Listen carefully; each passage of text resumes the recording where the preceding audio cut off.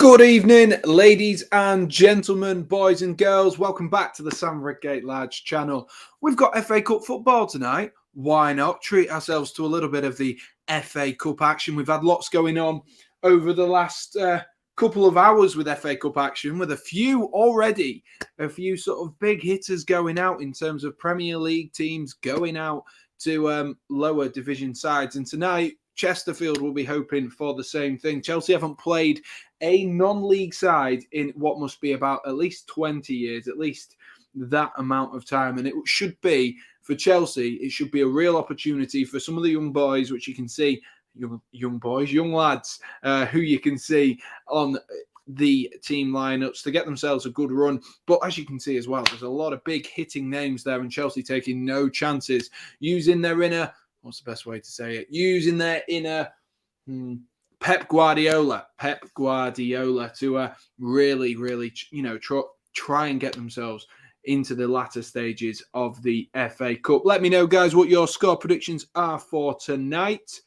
And of course, we'll be keeping you up to date with everything sort of going on with the Everton and Hull game. Hull being the biggest side from the area that I am born, with obviously Grimsby, who aren't in it this weekend. However, good evening to Oliver and good evening to Max as well. And Oliver with a big win. I watched the Crystal Palace game earlier. Very, very surprised at the sort of the turnaround which went on there, actually. I'm very, very surprised. It was a strange one, if I'm honest with you. I think Crystal Palace, the first half, they weren't very good whatsoever, but second half came out better, fighting and ready to rumble. So, like I say, guys, before we get into anything, make sure you've got your make sure you've got your score predictions in for tonight's game, and I will get mine in once I've been through the teams as always. So I'm going to kick things off. Evening to Venuk as well. How are we doing? Been a little while, Venuk. Hope you're doing well, mate. Hope you are doing well. I'm going to kick things off. Let's have a look at the Chelsea team. So, Chelsea. Starting off in goal is Bettinelli. I expected this to happen. I was thinking about it today, obviously doing the thumbnail. I was like, oh, who can I guarantee to be in the team? And I don't know who I opted for. I opted for Saul. That's who I opted for. But the player, Bettinelli, the reason I say this is because I sat there and I was like, oh, Kepa will easily play. But he won't, because of the fact that the African Cup of Nations is about to get itself underway. And so Mendy is off on international duty. And as a result of that, Bettinelli gets an opportunity tonight in the FA Cup to step up and potentially, could potentially, depending on how his form is, you never know what could happen. He could potentially get his way in. We've seen people like Emi Martinez get themselves an opportunity thanks to injury and players out and not playing. So who knows, really? Who knows? It could happen for him tonight. He could put in a good performance. And against a team that is non-league like Chesterfield, you would expect Chelsea to have an easy night tonight, especially with the team that they have gone for. And I'm just looking at my phone, by the way, just because the team lineups are on my phone. And of course, they're on your screen for you as well. But I'm just going to read them off here because it looks like Chelsea are going to go for a 4 and then something. I don't know what to suggest in terms of what Chelsea's attacking formation is going to be. I'm going to say it's going to be a 4-2-2. And that Bettinelli obviously starts in goal, Marcus Bettinelli. Then at right back, I'm going to assume it is Callum Hudson-Odoi. He seems like the person who's most likely to fit in as a fullback out of them all. Whether that'll happen, I don't know. And as you can see, I've put Christiansen and Sarr, obvious selections. But then the next one, I'm unsure whether it'll be Saul, or Hall. I'm unsure whether it'll be either of those who play in that position. From what I know about Lewis Hall, he tends to be more of an attacking midfielder, which is why I think Saul might be better suited. Having seen him play at wing-back, he can do a job at wing-back. So that is potentially what Chelsea are looking at. Either way, it looks like it's going to be maybe a 4-2-2, maybe a 4-2-3-1. with Lukaku up front by himself. But the other players, as you can see, Hakim Ziyech and Christian Pulisic further forward, and then Werner and Lukaku. So the other option for, in terms of the formation would be a 4-2-3-1, which would involve having Kovacic and either Hall or Saul as the holding midfielders. And then I would imagine it would be Werner off the left, Pulisic off the right, Ziyech to the middle, and Lukaku up front. Next up, we'll talk about Chesterfield. And of course, Chesterfield, top of the Conference League, only lost one game so far this season, seem to be starting to pull away in terms of the conference. Expect to see them in League Two again next season. Of course, a side that really, when you think about them, they are a league side. They are a professional team. A lot of teams sort of around that area maybe aren't professional teams, but themselves, Grimsby, these teams, we know that they have a caliber of club which shines above the rest of the rest of the teams. And this is one of those teams. And at the moment, they're absolutely storming themselves up the table. And they've got a good title challenge underway. And they have just gone to second because Halifax Town have won today. Halifax Town not playing in the FA Cup. But Chesterfield do have 2 games on them. So Chesterfield more than capable of putting in a good shift today. You do expect, though, that Chelsea as a team will probably be too big a team, if you know what I mean. European champions, you would hope that a lot of these players will be able to walk to one side these Chesterfield players and really put in a good performance. Oliver says, Chelsea strong team, 5-1 Chelsea, but he also wants a magic of the FA Cup. And I actually said that to earlier. I said, I wouldn't be against Chesterfield scoring early on, because then a little bit of drama could be happening, and I would quite like to see it. I'd quite like provided that obviously Chelsea then come back. It is testing fate with that, but provided that happens, it could be a really, really interesting sort of time, an interesting game for us as well. But if we just have a look through the team for tonight for Chesterfield, of course, I'm not going to be able to go into too much depth for them as they are a non-league side. I don't really tend to dip and dive into non-league football. That being said, I did watch the final 30 seconds of Grimsby Town versus Halifax Town the other night because it was on BT Sport. Let's have a look, though. In goal it looks like a 3-4-1-2 by Chesterfield, with Loach in goal. The 3 centre-backs would then be Kroll, Gunning and Kerr, with the wing-backs of Whittle and King. Oyeleki and Weston would be the 2 centre midfielders, with Khan in centre attacking midfield. And then up front would be Kellerman and Kabonga Tishimanga. And the reason I say his name, and I emphasise, or at least attempt to emphasise it, is because he is the top goal scorer so far in the Conference League. And while some people might not think that is much of a feat, all it takes is a little bit of confidence from a player such as himself to really propel them up the table. And realistically, Chesterfield tonight should be nowhere near. Like, let's be honest, Chesterfield should be nowhere near this Chelsea side. But who knows what can happen? Anything can happen. It's the magic of the FA Cup. I'm looking forward to it. I always look forward to the FA Cup every single time it is on. I always look forward to it, and it's going to be an intense game. And I think there'll be some good goals and some good football on display from both teams. But don't underestimate Chesterfield. I'm just going to sort out my TV 1 sec, and then I'll be back in 2.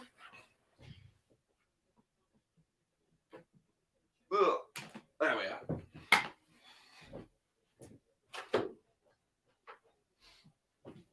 I was just getting my TV sorted out because I couldn't find it on on my Fire Stick, so I've had to actually go on the antenna. So there we are. We'll have to get that sorted out. But we are a few moments away now from the beginning of the game, and it should be an exciting one. I'm looking forward to this. Looking forward to it. Hopefully some good football, but hopefully as well that that they don't play themselves into trouble, Chesterfield. I think that's a theme we've seen throughout the FA Cup so far. You looked last night against Swindon, you looked earlier on with Crystal Palace, that when these players do come in who maybe don't play as regularly, or they come up against big teams, huge monumental clubs, that they try and play their way out. And unfortunately, for a lot of teams, it doesn't work that well. And the press, I think the golfing class is often shown through the press. And as you can tell from just even looking at those Chelsea player names, to be honest with you, I think every single one of those Chelsea players in terms of market value is better or is more expensive than the entirety of the Chesterfield team. And so you would expect them to do much better. But if they can manage their press, if they stick to their game plan, stick to how they play Chesterfield, I'm sure they'll be more than capable. And if it's at Stamford Bridge tonight, it's going to be a fantastic occasion for them as a club. Lots of financial benefits for them to do that as well, for them to be in this position and this situation, which is another part of the magic of the FA Cup, because some of these clubs will never get the revenue that Chelsea do from one game. Chelsea, this game is a nothing game, but for a club like Chesterfield that's battling in the conference and is wanting to propel themselves up further, having this revenue come into them is absolutely phenomenal. It's a shame that it's not a home leg for them, because they get even more money and potentially that money can then be spent elsewhere in the club. But either way, it is the game that they wanted, and it will be what they've wanted to achieve out of this, is playing one of the big boys and seeing how far away they are really from the guys at the top. And tonight we've got obviously a Chelsea team that is massively changed. Kovacic the captain for this evening, but a team more than capable of winning games in the Premier League, more than capable. And it will be really, really interesting to see from a Chesterfield perspective, trying to keep this as neutral as possible for those who are neutrals. It'll be really interesting to see how they can, if they can break down this Chelsea side. And with an attack that is so fantastic, Chelsea, but with a defence that there will be questions around that defensive foursome, because apart from Christensen, the rest of them aren't really first-team players. And Hudson-Odoi, of course, is more of a wing back than a full back, but he's obviously a winger, isn't he? Oliver's going with, I bet Chelsea get Kidderminster next round. That's if they get through to the next round. Who knows? Who knows? Chelsea and City do tend to get some easy run-ins, though, when it comes to getting further in in the FA Cup, which is quite funny, to be honest with you. It is quite funny. But Liverpool also have a pretty easy fixture this weekend as well. So my score prediction for today's game.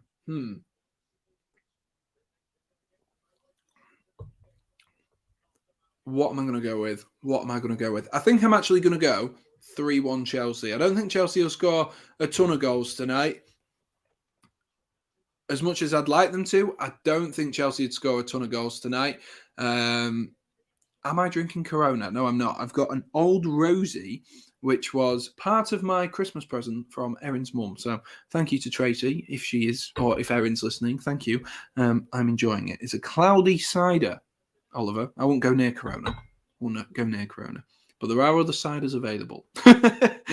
Anyway, what was I talking about? You completely distracted me there, Oliver. Brilliant. Completely distracted me. Yeah, so I'm going with 3-1 to Chelsea. I think they'll get themselves a goal. I think the tempo at the beginning might catch Chelsea off guard, and then Chelsea grow back into this game. So that is my score prediction for tonight's game. If you are in the chat and you are, wanting to get involved in a little bit of the conversation, make sure you get your score prediction in and chat to Oliver and see what he's rambling on about. Let's see what BBC have gone with for the formation. They have also gone with a 4 at the back, but they've gone for a 4-4-2, a flat 4-4-2.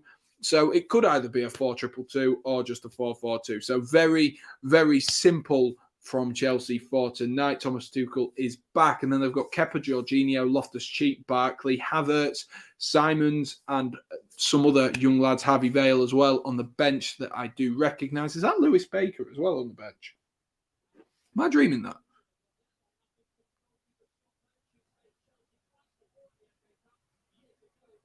It is. Oh my God. What? I thought he'd gone back out on loan. What? Lewis Baker's on the bench. That is mental. Sorry. Chesterfield's team, it looks like it's going to be a 3 at the back. Wow, that looks like a very strange formation, but it will be a 3 at the back for them as well. So, exciting game. I'm going to look forward. I'm going to sit back and I'm going to enjoy it. Get in the chat. Let me know what your score predictions are. I'm just moving the laptop closer so I can sit back and you guys can still see me and it doesn't go to poor quality. But we'll be underway any moment now, and we'll be underway. Chesterfield playing in their away red kit, of course, because they can't play in their blue for tonight. And Chelsea playing in their home blue kit, the one I'm currently wearing, kicking from right to left. And it will be Chesterfield that gets us underway in this first half. And Stamford Bridge looks absolutely packed tonight. And hopefully there's quite a few Chesterfield fans there to soak up the occasion and enjoy it. Hopefully that's the main thing Chesterfield get out of it. If they don't get a win tonight, hopefully they do enjoy the football. And it looks like it's going to be played long straight away from the kickoff. And Hudson-Odoi looks like he's starting out on this left-hand side rather than at right back, which is what I would assume he would have done. So who knows? King's gone out to take this throw in here for Chesterfield. Maybe a long one coming in. It is a long one. Flicked on there. Is it going to fall to the number 19 to Shamanga? But no, it goes straight into the hands of Marcus Bettinelli. Chelsea get themselves on the ball now. I think that's maybe a sign of intent actually from Chesterfield there, that it's not going to be an easy game for them. Not going to be an easy game whatsoever for them. Let's see how this Chelsea team sets up, because I'm really intrigued at this current moment in time, because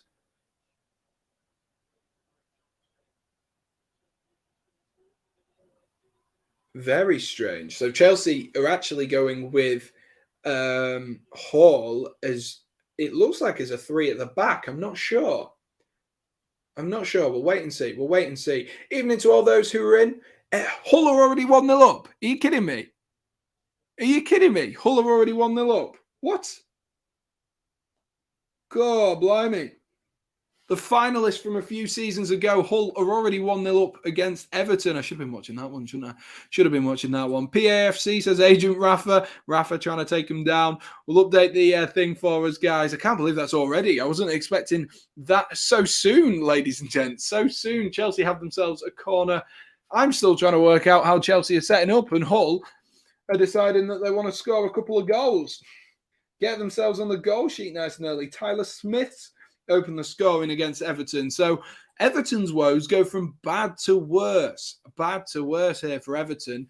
And not good. The pressure will be piling on, no doubt, onto Rafa Benitez. Everton fans weren't pleased with him anyway, and a defeat to Hull in the FA Cup would definitely pile the pressure on even more. Hakim Ziyech is going to take this corner. Rolled in. Rolled into the feet of Romelu Lukaku. Unmarked there, Lukaku, and he should hit the target from Romelu Lukaku. Should definitely hit the target there, Romelu. And he's so far open there, Romelu Lukaku. He should hit the target. He definitely should. And he's blazed it over. Romelu Lukaku, yet to really find a form in a Chelsea shirt. And, that was a prime example of it, wasn't it? Prime example of it. He's blazed it over from 8 yards out there, Romelu Lukaku. Not a great finish, and they'll take them all day. I tell you what, they'll take them all day. Let me just get the timer going as well, because for some reason the timer didn't start. What minute are we in? We're in 3 minutes. And we can go start now. There we are. That should be sorted. And then that should get going. There we are. Lovely stuff. Tyler Smith goal. Only 1 minute in. I can't believe that. I cannot believe that from Everton. Lovely ball clip forward there from Hall, looking for Timo Werner, but he's just overhit the pass there, and Werner can't quite get onto the end of it. A massive game for the likes of Lukaku and Werner tonight, both of which are in need of some goals for Chelsea. And goals have been pretty hard to come by from Chelsea generally, and no man will tell you that more than Timo Werner. The struggles which he's had on and off the field over the past couple of years have they've not stopped him trying to be a good footballer and trying to play the right football and doing the right thing, but he must be wanting some confidence tonight against a non-league side, Chelsea, with an opportunity here to get some confidence behind them.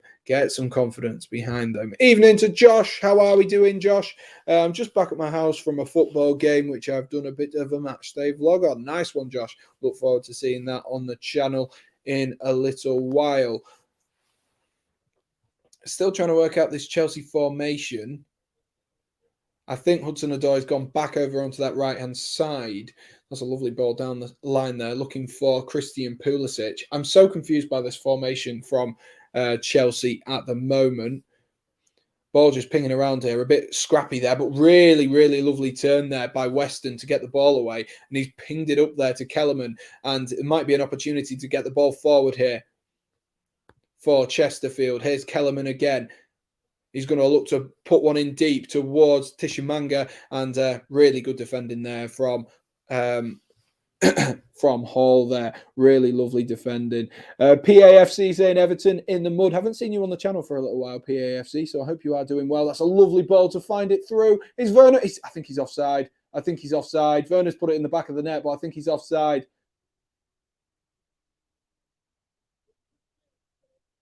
I think he's offside. Genuinely think he's offside. We'll have to wait for VAR. VAR is in play tonight. VAR is in play for tonight. Everton in the mud. Let's see what happened here then. Let's see what happened once again. It was a lovely run by Mateo Kovacic. Sneaks away from a few players. Rolls it into Pulisic. Pulisic shoots. It's saved by the keeper. And Werner is onside. So it will be 1-0 to Chelsea already. Chesterfield, not the ideal start that they wanted. Chesterfield will have been wanting to stay into this game for as long as possible. But unfortunately for Chesterfield, a couple of slips and a good bit of play from Mateo Kovacic, the captain for tonight, rolled it into, it wasn't Pulisic actually, it was Hakim Ziyech, rolled it in, and Timo Werner, calm as you like, into the open net. Timo Werner, just what he needed to get himself a little bit of confidence for tonight. Hopefully he can get himself a couple of good goals as well. I'm surprised you still remember me, because it was a few months ago since I was on a live stream. I know it was just the name PAFC. For some reason, it just stuck in my head, but there we are. Hope you are doing well, mate. Hope you are doing well. And yeah, welcome back to the channel. That's a look. Oh, good tackle there from Chesterfield as Ziyech went to roll through Werner. Lovely little tackle. Let me update the banner and branding as well. I'll get to the comments in a second if there are any more coming through.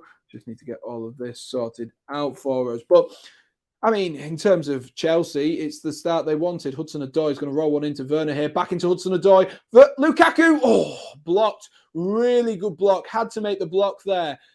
I think that was the captain gunning there, making the block. It was a lovely, lovely tackle. And it was just the pass from Werner was just slightly overhit, looking for Callum Hudson-Odoi. Chelsea with their noses up here. Their noses up, their tails up here.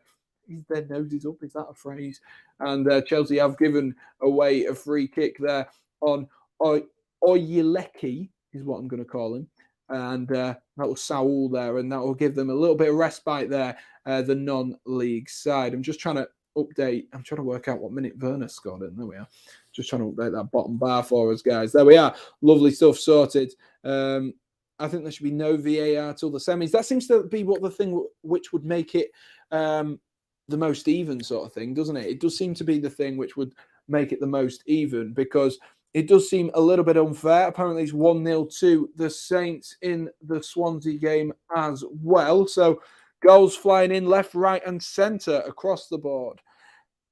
Yeah, it does seem to be the thing that should make it the most fair, because it does seem a little bit unfair that, you know, you come to Stamford Bridge and you've got VAR, and then you go elsewhere and there's not VAR. Of course, the Premier League sides would moan, but I think it'd just spice the game up a little bit. Just make sure that VAR isn't there. And for me, that would actually be a lot more exciting in terms of the game. But this one's looking like it could be a little bit of a prospect here. There's a corner one there by Chesterfield. So Chesterfield, now that they've got themselves on the ball, they've stopped that sort of bit of a wave from the Chelsea attack. They're gonna push themselves, and they're gonna try and get themselves an opportunity potentially to get the ball in the back of the net. Of course, like I said, VAR is in play tonight, so a corner could be an ideal opportunity for them to win a foul. They've got some of the big boys up for the back. Kerr is up there, and so is the captain Gunning as well.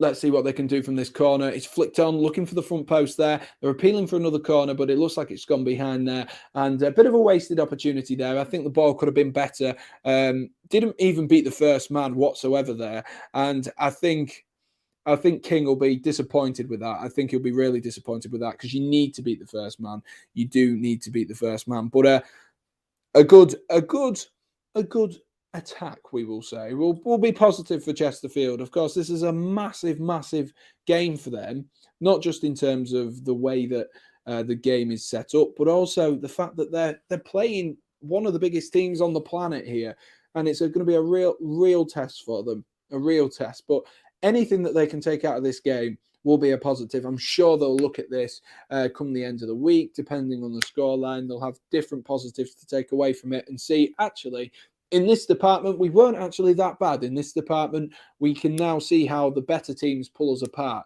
and take us apart, break us down, that type of thing. So the FA Cup, really, for these teams that are smaller and potentially, won't go the full distance. Obviously, occasionally you get your Bradfords, but for a team like Chesterfield, this could be a really good opportunity. Fraser says Chelsea ain't big, Sam. Well, they've got more points in the Premier League than you, Fraser, so you might want to think that one through next time you say that. Werner takes a throw in here into Callum Hudson-Odoi there. The whole Chesterfield player switched off there. It's gone into Mateo Kovacic. Kovacic finds the feet of Lukaku. Lukaku trying to bully his defender into Hakim Ziyech, who's gone out to this right-hand side.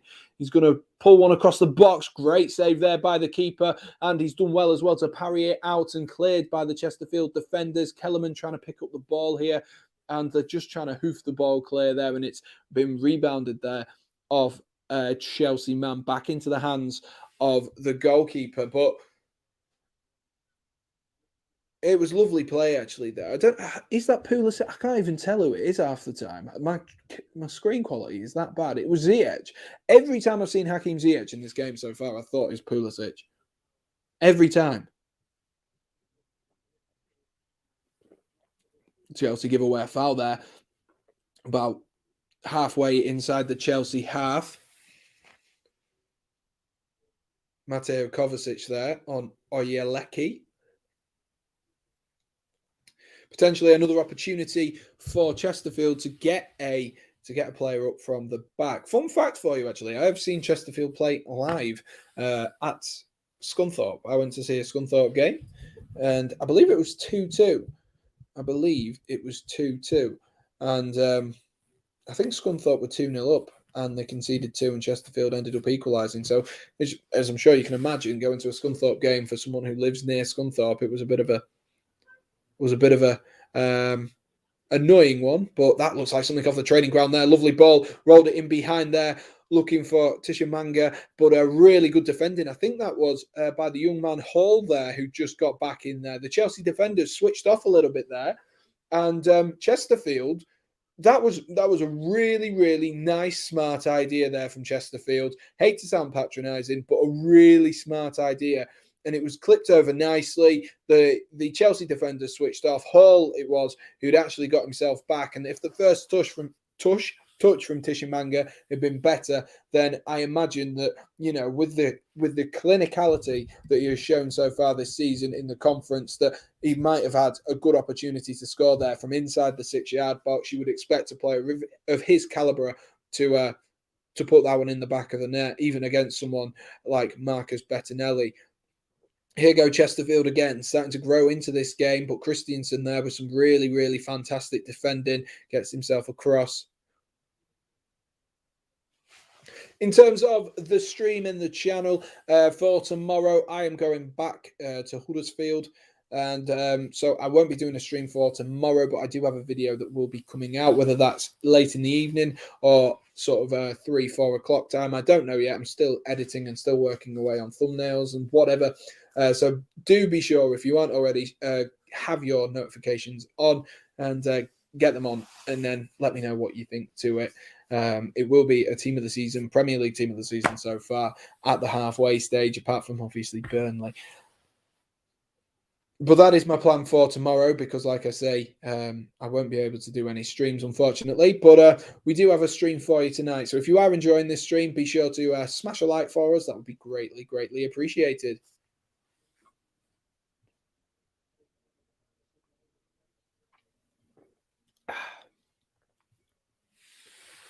I literally still have no clue what this formation is for Chelsea. Just rewatching the goal again.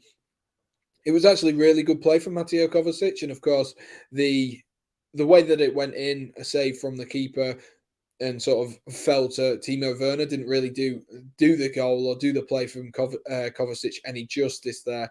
But to be fair to Chesterfield, I'll give them it. They are very composed on the ball there, like a couple of fake shots in and around players like Timo Werner and Callum Hudson-Odoi, who are players that you don't want to lose the ball to. And they're composed on the ball and very, very comfortable with the ball at their feet. And that looks like it's going to be their game plan for today. Keep the ball at their feet, play their own game, because that's what they're best at. They're best at their own game, aren't they, Chesterfield? They are best at their own game. And that's the reason they're at the top of the conference this year. And Hall nearly gave away the ball there, but really well recovered there. And some good high pressure there from number four, Oyeleki, and that's a dodgy ball again. Hall trying to play Chelsea into trouble by the looks of things, and bit of a coming together there between Christensen, I believe, and I'm not sure who that was for Chesterfield, but a bit of a coming together there, and it looks like they're going to have to stop the play there as the Chesterfield man has gone down. Number 28, which is Khan, has gone down. Holding his head. It was a little bit clumsy there from Christensen as he went to win the header. I don't know if he does. He does. Sorry, it's Saul, not Christensen. He does win the header, and to be honest with you, Saul can't see him, so not too much of a problem in that sense. It's not like he's intended to do it. He is back on his feet, though, so no problems in that regard either. So that's always good to see, isn't it? Always, always good to see players get back on their feet instantly. Don't want to see people going down and causing too many problems for themselves, because at the end of the day, it is a it's a long game. They've got a long time to play, so hopefully they can stay on the pitch for as long as possible. Nice stuff, nice stuff. 22 people in Josh's stream. Good stuff for Josh. Good stuff. Where's my stream gone? There it is. Hello. There we are. And there's one person on Twitch as well. So if that is you, be sure to get in the chat and let us know. Let us know. Right.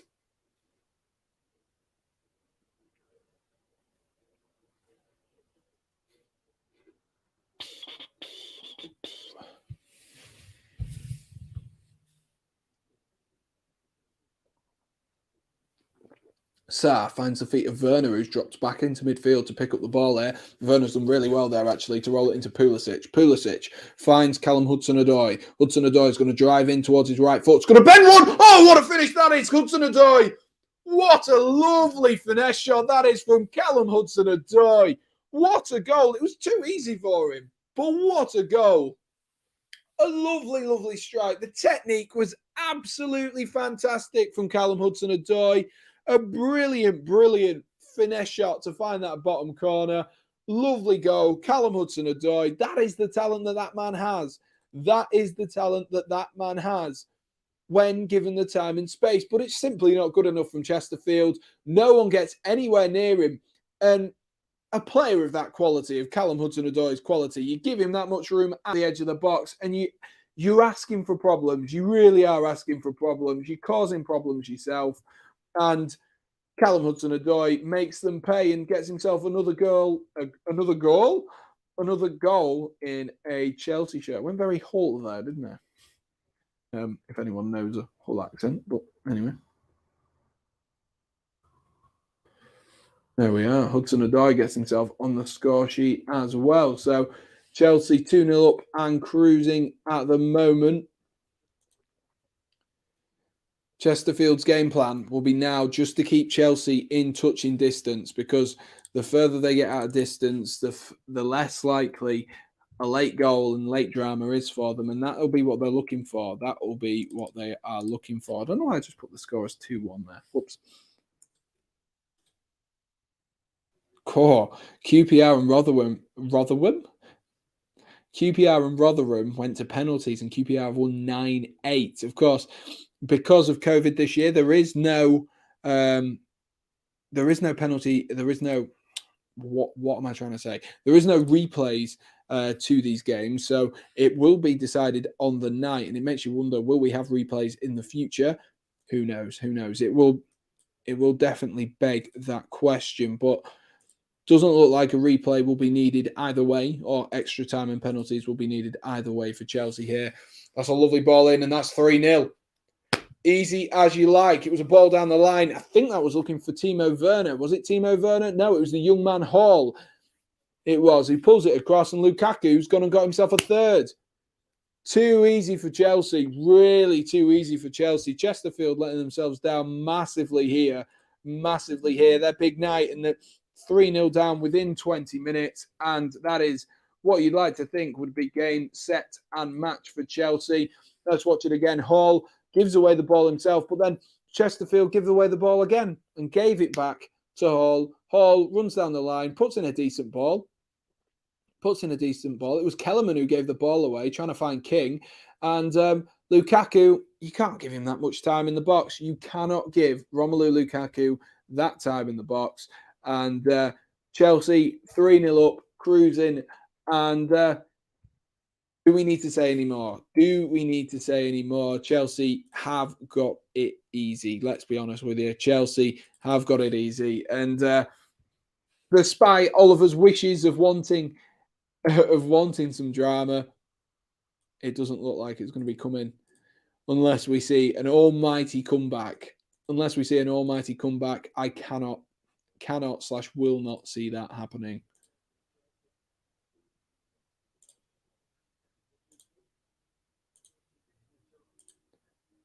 There we are. Let's get that sorted for us, guys. 1-1 Damari Gray as well, according to PA FC. We'll wait for that to update on my phone just to confirm. Damari Gray apparently getting himself a goal.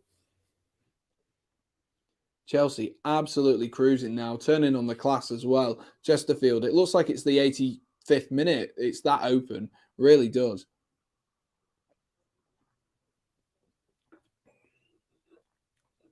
There's so much time and room for Chelsea here. So much time and room.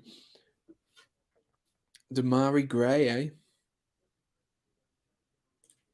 Any fantasy football people will will remember Damari Gray at the beginning of the season was an absolute gem. If you had him in your team, you were guaranteed some points from a mid-range, a mid-priced footballer. So Damari Gray coming up big again for Everton. It's a shame that this game is already 3-0, to be honest with you. It is a shame.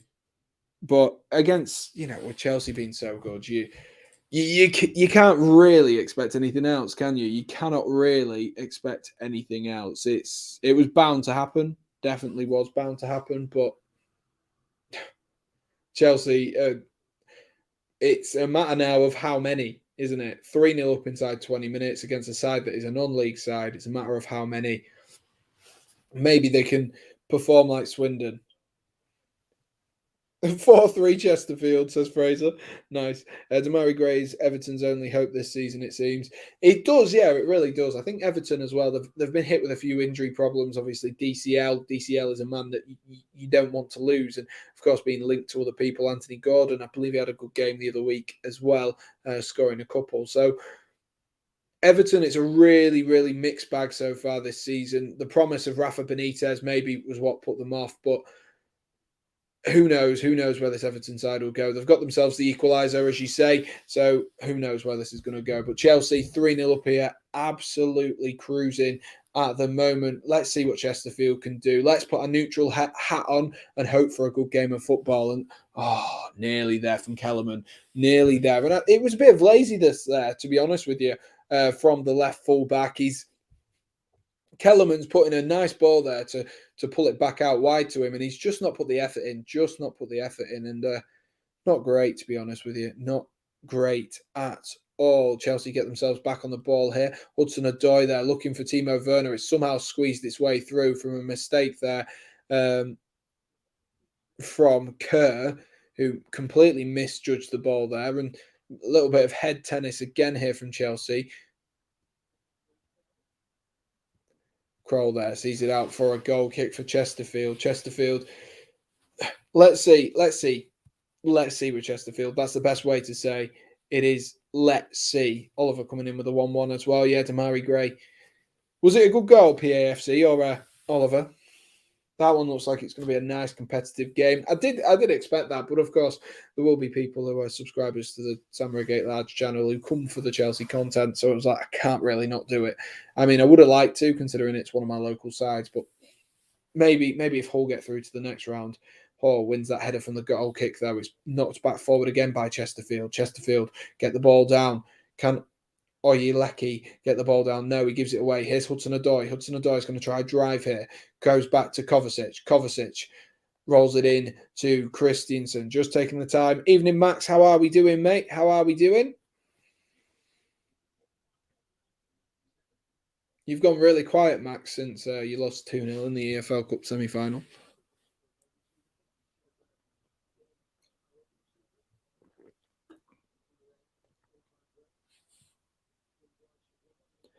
Thoughts on City playing full strength against Swindon?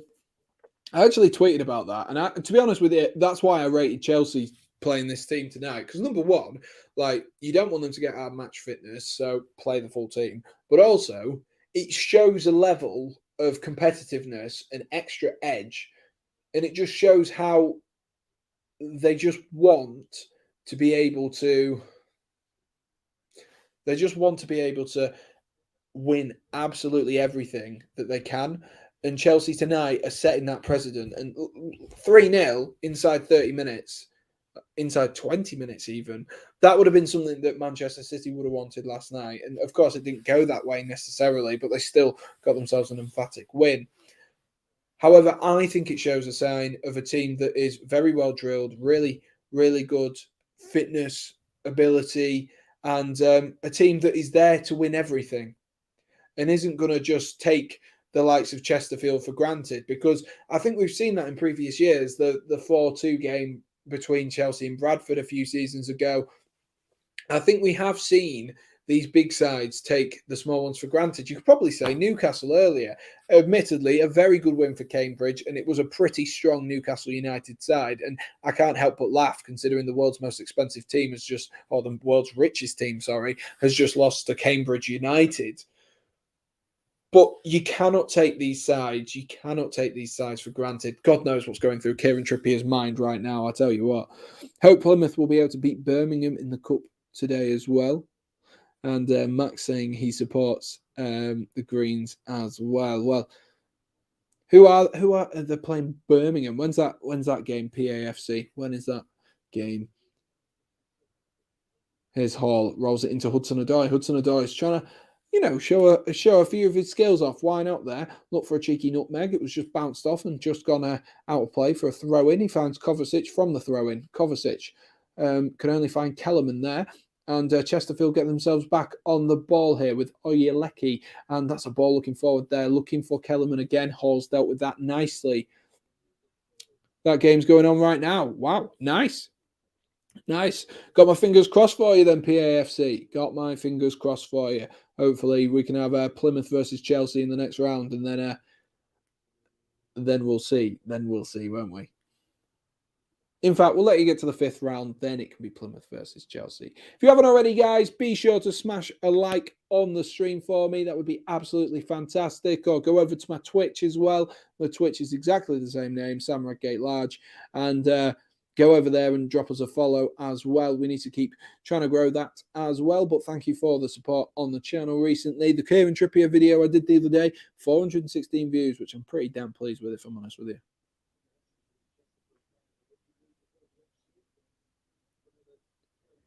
It must be so frustrating being a Chesterfield player at the moment. They've just given away a foul, a needless foul there on Hudson-Odoi, and King's going to get himself in the book there. But it must be really frustrating being a Chesterfield player at the moment, because you look at this Chelsea side and you just can't get the ball off them. You cannot get the ball off them, and when you do get the ball off them, it's won back within a snap, literally within a snap. And Chesterfield are going to really, really struggle because of the lack of possession in this game. And they're just going to have to look to try and hit Chelsea on the counter-attack if they want to get themselves back in. But Hudson-Odoi's absolutely flown by King there. It's a mismatch there between Hudson-Odoi. Hudson-Odoi carries on going there. King's managed to get himself back in there to clear it, only as far as Saul. Saul gets the ball down, rolls it into Mateo Kovacic, back into Hudson-Odoi again. Kovacic finds Werner. Werner, can he wriggle some space? No, he looks to cross it, but Kerr's come across nicely to put that one behind for another Chelsea corner. Southampton have had someone sent off. Oh, it's all kicking off in that game. Typical Josh Ring to pick the good game, to pick the game with loads of drama. Typical Josh Ring. PAFC versus Liverpool. That would be my two teams, although that's actually happened a few years ago. I don't know if I can remember that one. And Saints red card. Who's been sent off for Southampton? Who has been sent off?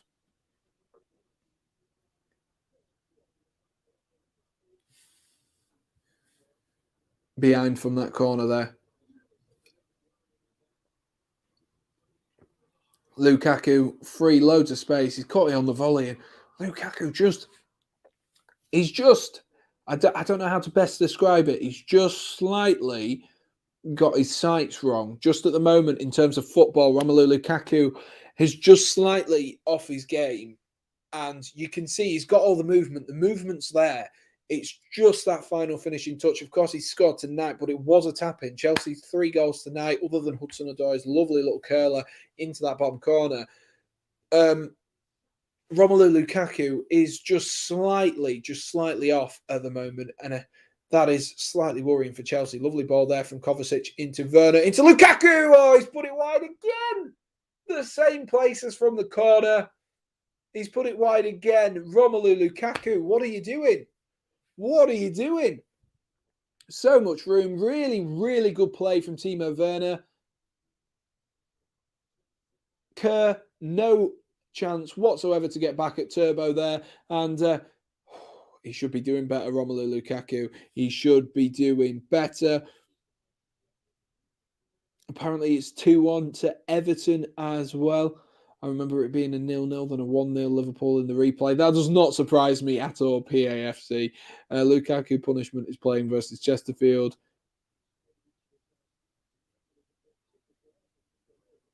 That's a lovely touch there from Kellerman, and he's popped the ball forward there to Tushimanga, who's done really, really well there to find Kellerman. Kellerman's going to clip one in there, cleared though by... I think that was Pulisic back there doing his defensive duties. I honestly cannot tell who half of these players are because for some reason this screen is absolutely awful. Here's Lukaku. Lukaku rolls it into Kovacic. Lovely idea there from Kovacic. Lovely, lovely idea. I'm still waiting for the confirmation of the 2-1. Let's have a look.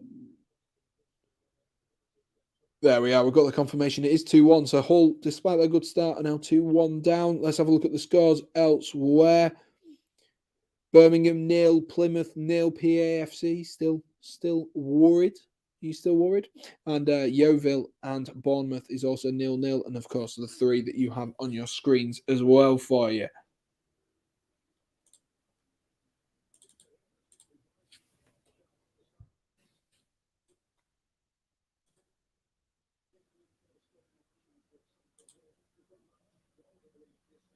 I'll tell you what, that Tushimanga, he looks really, really good. When they get the ball to him, he does look good. He just needs the service. And that is a huge problem when you're playing against a team like Chelsea. You need the service. Need the service. It's flicked in the box there. It's going to fall out to Oyeleke. Oh my gosh. Oh, that was a shooting opportunity there from Oyeleke. And it's just, to quote Jeremy Lynch, it's just had a bit of swaz on it there.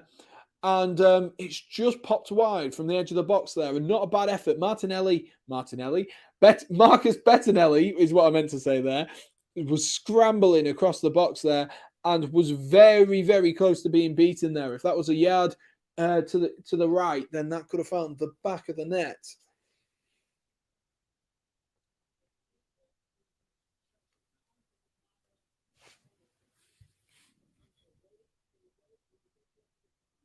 Christiansen finds Malang Sarr. Oyeleke was apparently in Chelsea's academy. And he is a Chelsea fan as well. So I'm sure that is a dream come true for him to play against his boyhood club. I remember that one, but I don't know if you remember the one years ago when Liverpool played Plymouth. I'm happy to have a fellow Plymouth fan. I didn't even you've never once in your life, Max, on these streams mentioned the fact that you have an allegiance to Plymouth. Lukaku doing really well here. And actually, really good play there from Kellerman and Oyeleke to pick up the ball there. It's knocked forward there for Tushimanga. I keep forgetting how to say his name. I practiced it, and then I just keep forgetting how to say his name. Bournemouth have just scored as well, so just means that that game that we've been talking about, the PAFC game, is just the only game without a goal so far. When will that game come? That's a lovely ball from Christiansen to find Ziyech. Ziyech cuts inside on that left foot. Ziyech, is that a free kick on the edge of the box? Really good defending. Referee says really good defending there from Chesterfield, and they might be able to get themselves up the field here. And good covering there, actually, by Christiansen. Sowell, sorry. Again, it was a lovely ball in behind to find Ziyech there, but Ziyech is so predictable. So predictable. Hakim Ziyech is like, you're going to cut in. And Weston knows exactly what he's doing. He's done his homework. He knows he's going to cut in. And a good bit of defending there from the Chesterfield central midfielder.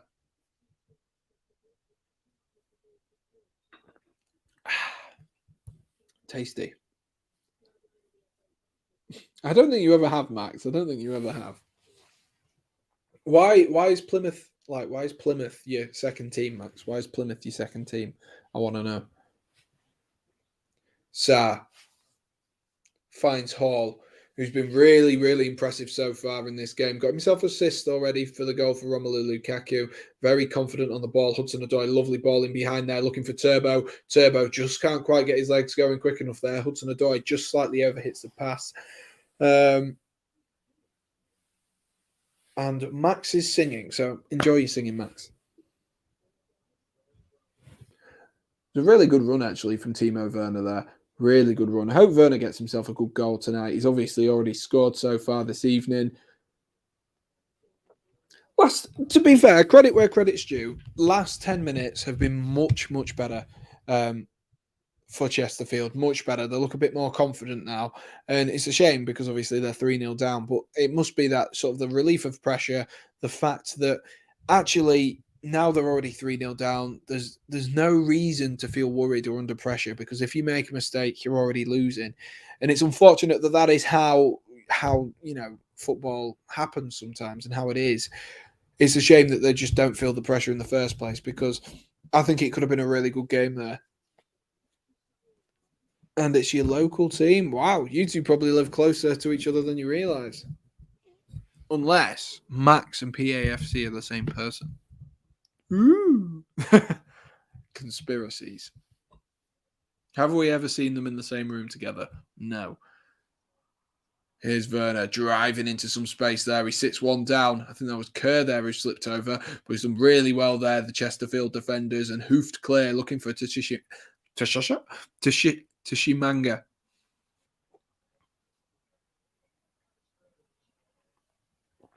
Lovely ball there into Kovacic. Kovacic, great turn into Lukaku. Lukaku into Kovacic. Kovacic! Oh, poor shot there. The referee says it was deflected and it will be a Chelsea corner here. 38 minutes on the clock. Chelsea still dominating this game, dictating the play, but Chesterfield starting to grow just a little bit. How do I prove we're not? Hudson-Odoi here. He's going to cut in on his right foot, rolls it back to Hall. Hall's going to bend one off that left foot. Christensen. Oh, Christensen with a lovely header.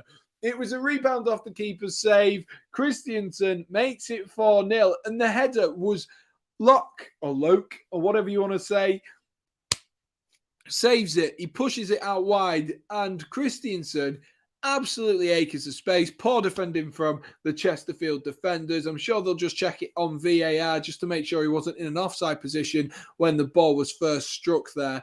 But it's a lovely little header. Lovely little header. Christensen, he loops it and he lobs the keeper with it. A lovely header there from Christensen.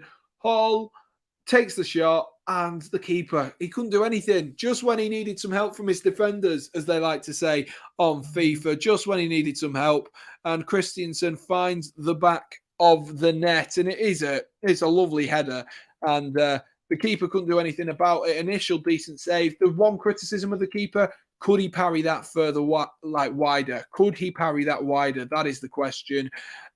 But realistically, I think it's more down to the defenders there. It is more down to the defenders because they've taken their eye off it. Christensen was the only man switched on there. He was the only man switched on. And at the end of the day, that's made them pay. That has made them pay. 4-0 down at half-time. And this could be an absolute cricket score come the end of this game. Could be an absolute cricket score.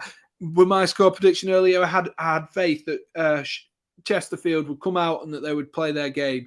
Last 10 minutes or so, they've been much better, but they've just switched off again. And at this level, you cannot switch off like that. You really cannot switch off like that because teams such as Chelsea, European champions, they're going to make you pay. They are going to make you pay. And time again, do we see that in the FA Cup and in cup games? We see the big teams make them pay after good performances or good shifts that have been put in, as Christensen there, as I say that, nearly gives the ball away to Kellerman. It's honestly, you'd think they'd learn from Swindon last night, but difficult one for him. And just looking at the subs and the reserves there as well, Kepa's got himself on the bench, Havertz as well. I'm sure a few of the young boys like Harvey Vale will get themselves on the pitch as well. Good to see the Plymouth Argyle fans making friends.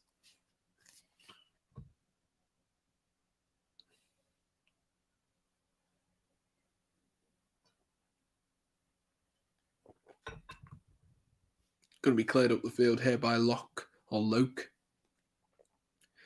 Headed there by, that's a really good header actually from Saul, who's not the tallest himself.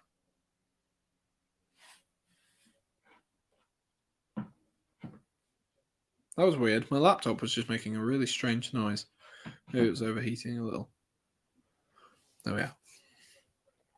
Here's Hall. Into Christensen. There's so much space for Chelsea now. So much space. It's got to be a better second half performance, really. It has got to be a better second half performance, really, for Chesterfield. I think Chelsea will ease off. I think they'll bring on some of the young lads, potentially. I think they'll bring on maybe 3 of the young lads, sort of about the 60-minute mark, get themselves a couple of minutes under their belt sort of thing. That's a lovely ball there from Sarr, though, looking for Ziyech. She's just been really well read, actually. And the ball might fall to Kovacic here. Kovacic goes out wide to Hudson-Odoi. Hudson-Odoi is going to cut in on that right foot, rolls it back to Kovacic again. Kovacic pulls it back to Ziyech. Oh, straight into the hand of Loke, and an easy save there. But I think Chelsea, 60 minutes, maybe even half-time, they might bring on someone like a Harvey Vale, someone who Thomas Tuchel, one of the young men that Thomas Tuchel trusts and knows. And I think barring a minor miracle with that, taking off some of those more experienced caliber players up front, I think Chesterfield absolutely done and dusted. But I would love to see a goal just for that little bit of excitement in terms of a Chesterfield goal. It might just whip them into shape a little bit better. They give the ball away again, though, here. And Mateo Kovacic absolutely dictating the play here today.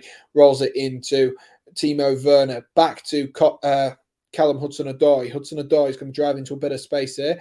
Hudson-Odoi comes back instead to Ziyech, who's joined him out on this left-hand side. Into Kovacic, the 4 times Champions League winner.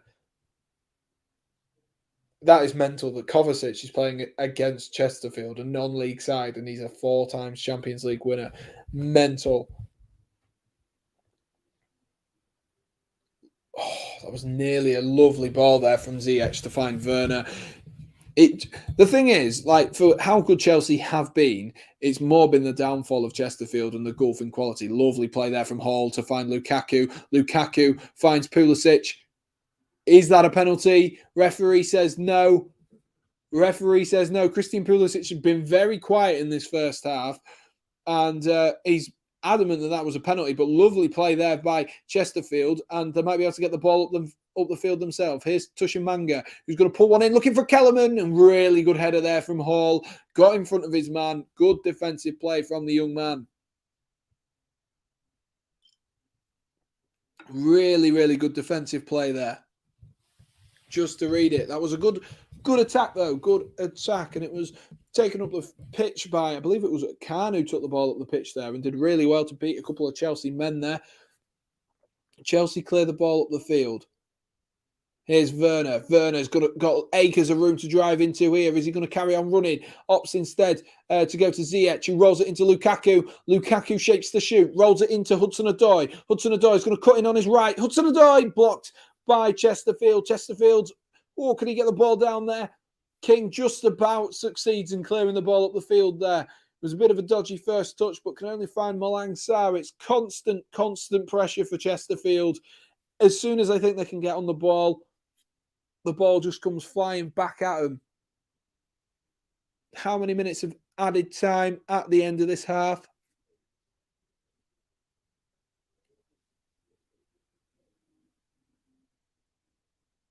Apparently, there's 4 minutes of added time. 4 minutes of added time? What's happened? What has happened for there to be 4 minutes of added time in here? Ah, it's 1. There we are. I was going to say, he lifted up the thing and it said 4 minutes on it. He clearly got it wrong, but 1 minute of added time at the end of this first half.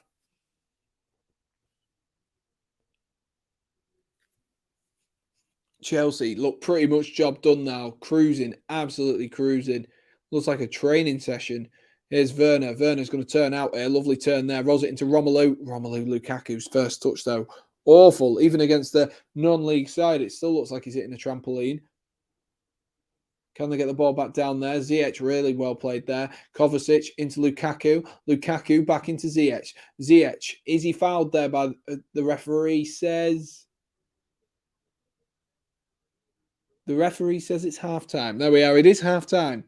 Half-time, ladies and gents. Chelsea 4. I didn't even expect Chelsea to score 4 tonight, but Chelsea 4, Chesterfield 0. And they've really have been the catalysts of their own downfall here, really. They really have been. And it's unfortunate for them. It really is unfortunate for them because they've had moments. They've had their moments. They've had a couple of moments where they've looked absolutely pretty damn good, if you ask me. And it's like,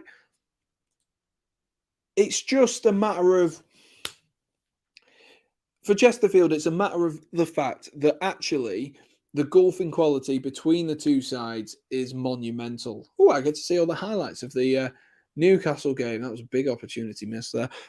But anyway, guys, let's have a chat. Let's have a look as well. We're going to have a look through these scores at halftime and break these down and just double check that, I have actually got everything right at the moment. So let's have a look. We'll start off with the Everton versus Hull game. Hull, obviously, as we said on the stream, 1-0 up with inside a minute, thanks to Tyler Smith. If anyone is watching that, let me know. How have Hull played so far tonight? Are they playing well? Because if you look at them in terms of the Championship, they are very close to that relegation zone, just dangling just above it. 4 points above the relegation zone. And for them to only be 2-1 down against Everton, that is quite a big statement of intent of how Hull are playing tonight. Looks like they're playing okay. But then you look at Everton for tonight as well, and they look like they're just starting to dominate possession. Chances created, they've had 4 big chances created, 9 total shots, and so to Hull's 1 total, Hull's 1 big chance created. It was really just that one moment for Hull. Yeah, I think that stat there, 1 big chance will tell you that. I think it will, and maybe in the second half, maybe they're actually going to be going in at halftime. Hull there, that's a lovely finish in that. In the Newcastle versus Cambridge game. That is a ridiculously nice finish. Shot on the turn. Lovely stuff. Don't matter if you're the world's most rich club. Doesn't matter. If you've got Cambridge strikers taking a shot on the spin like that. Lovely finish. Sorry. Max saying it was just that one moment for Hull. Totally agree. Totally agree. It probably will have been. But like I was about to say, the thing is with Hull will be going in expecting themselves to be 2, 3, maybe 4 goals down at halftime with the form that they're in at the moment. And so to be 1 goal behind gives you real sense of belief. And I think that's what Hull will take into that second half, is that real sense of belief. And I think it's a matter of for Hull is keeping in that game against Everton for long enough, because we know that sides such as Everton, such as Chelsea's, they'll try and cruise for as long as possible. And just as Cambridge have done here, as we see the iconic celebrations from the keeper, love to see the limbs of that, love to see it. But just as Cambridge did there, you keep yourself in the game for as long as possible. Hull are in this game. They are definitely in a game here. They're creating opportunities themselves, as these stats say. They are creating opportunities. Whilst maybe big chance-wise haven't had as many as Everton, they've still created 9 shots for themselves. So with 5 on target. So it's only a matter of time before the likes of Honeyman, before the likes of Lewis Potter, and Eves and Smith start scoring some goals and actually putting these into the back of the net. So it is only a matter of time, and Everton need to be very, very aware of that going into the next one. Sam is the motivational speaker here. I am for Hull. I have a Hull shirt somewhere. I don't know where it is, but I do have a Hull shirt because obviously they were our local Premier League side when they were in the Prem. So I've got a load of collections of stuff. I've got a Sunderland t-shirt, and no one tell Aaron that. I have a Sunderland t-shirt from when I was younger because it was like a £5, so I got it. Hull City tops. I have an old Steven Gerrard Liverpool top as well, because I thought Steven Gerrard was going to retire. Bought this top and then he didn't retire, and he was like one of my favourite players as a child. Don't know why I bought a Liverpool top. Especially because I was like 12, 11 at that point as well. So I was quite old, and like I hadn't been like to any Liverpool games for ages. I'm so telling Aaron that I had a Sunderland shirt. Huddersfield hat. And of course I've got a Hull top. Lots of Chelsea tops. And like I say, from when I was younger and before I saw the light that Chelsea were the greatest team of all time, I do have a few Liverpool tops from the ages of about 5 to about 8. I think that's about right. But anyway, there you are. I've just exposed myself as what my parents like to call a turncoat, but oh well. Moving on, we'll move on to the next game. And of course, as you can see on your screens right now, we'll talk about the other Premier League side that is in action tonight. That is Southampton. And Southampton, despite actually having a man sent off, Jan Valery being sent off for Southampton, are still 1-0 up against Swansea. I'm sure that'll bring confidence to Swansea.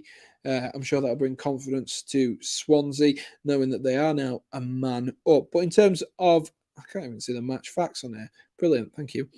It doesn't even tell me the match facts. What a little snake. How come it does it for all the rest of us? Let's find him, shall we? Let's find him. Sam, wear your 7. No, I'd stretch it. My mum likes to keep all of our kits from when we were younger, because like they're all tiny, and I'd stretch them. But anyway, It's also the reason, Max, actually, that when it was Liverpool versus Spurs in the final, that I supported Liverpool. Not just because I hated Spurs. Let me have a look. What game was I looking at? Swansea versus Southampton, because my app has decided that I don't deserve the stats. I don't deserve the stats. Let's have a look. Where are we?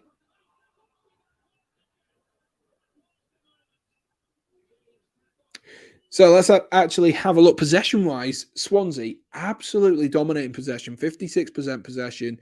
And, of course, that is Josh Ring's championship team, as he likes to say. Only one shot on target in the whole game, which probably shows the lack of creativity in terms of both teams, and probably why it's only a 1-0 at the moment. Obviously, the goals have been flooding in the other two games that we have on our screen at the moment. They'll be a little bit disappointed with that, I think, Swansea. They will be a little bit disappointed with that.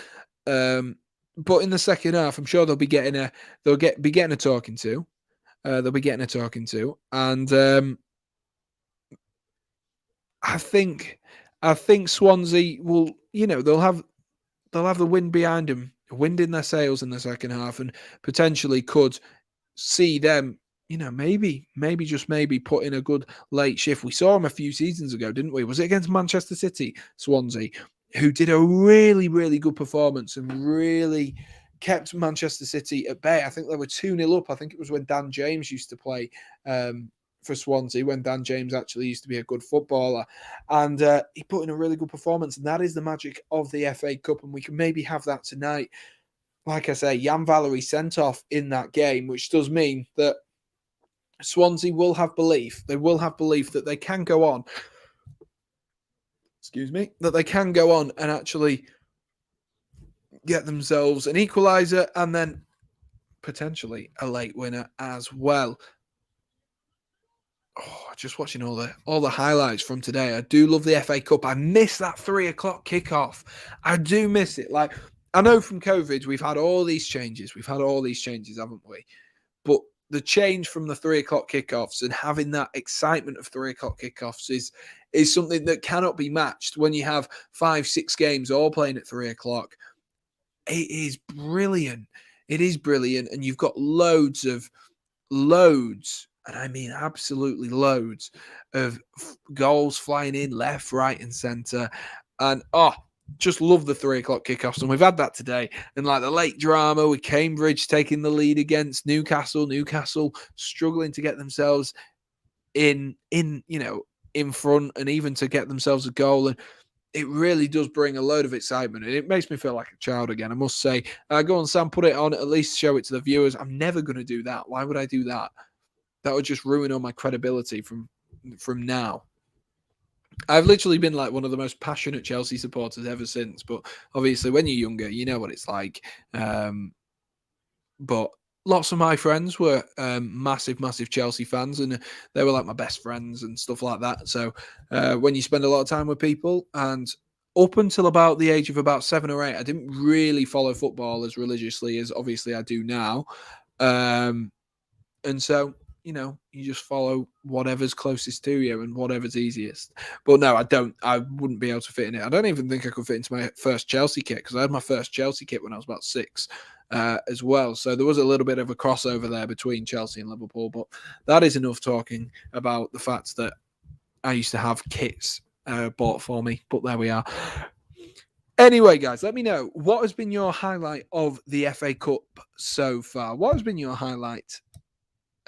I've just read someone's caption for the FA Cup watch along, and it says emotional occasion. Emotional occasion in the it says emotional occasion in the title, and that's just proper tickled me. Proper tickled me. I honestly cannot believe Chelsea are 4-0 up at this point in time. Absolutely cannot believe it. But what has been your highlight so far of the FA Cup games? Bournemouth have just gone 2-0 up against Yeovil. what has been your highlight so far? Let's have a read through the scores on the doors. So we had Mansfield, who I've just seen, and Middlesbrough. What a game that was. Middlesbrough 2-0 up against Mansfield. Mansfield bring it back to 2-2 and made it 3-2 from a Mansfield own goal to Middlesbrough. Then the first game that went to extra time was Bristol versus Fulham, a 0-0 draw until Harry Wilson stepped up in the 105th minute to get himself a goal and to send Fulham through to the fourth round. Burnley versus Huddersfield, my beloved Huddersfield. They beat Burnley by 2-1 at Turf Moor. Burnley went 1-0 up with a goal from Jay Rodriguez, but a fight back from Huddersfield in that second half and a much improved performance did see Huddersfield Town go through. So that is one Premier League team knocked out. Coventry beat Derby County. To be honest with you, I wasn't surprised that Derby lost there. I think Derby and I think Wayne Rooney's main strategy will be, if you get the maybe it'll only be an extra game that they would have had to play. However, if you get this game sort of out of the way and don't have to play any more games, then they can really focus on staying in the Championship because they're doing a really good job at the moment. Derby County, whilst they sit bottom of the league, if you add that 21 points deducted off that they have had, they would sit all the way up in 13th place. And that is credit to Derby County where it is. Where they are. Hartlepool beat Blackpool in the Battle of the Pools 2-1. Millwall and Crystal Palace faced off earlier. Crystal Palace, like Oliver was talking about earlier, Crystal Palace did fight back, actually, and it was an Elise masterclass, if I'm honest with you. He played really well in that second half. Elise scored a lovely goal and got himself a decent assist as well to send Crystal Palace through. Barnsley and Barrow was an absolute thriller, that was. It was 4-4 after 90 minutes of play.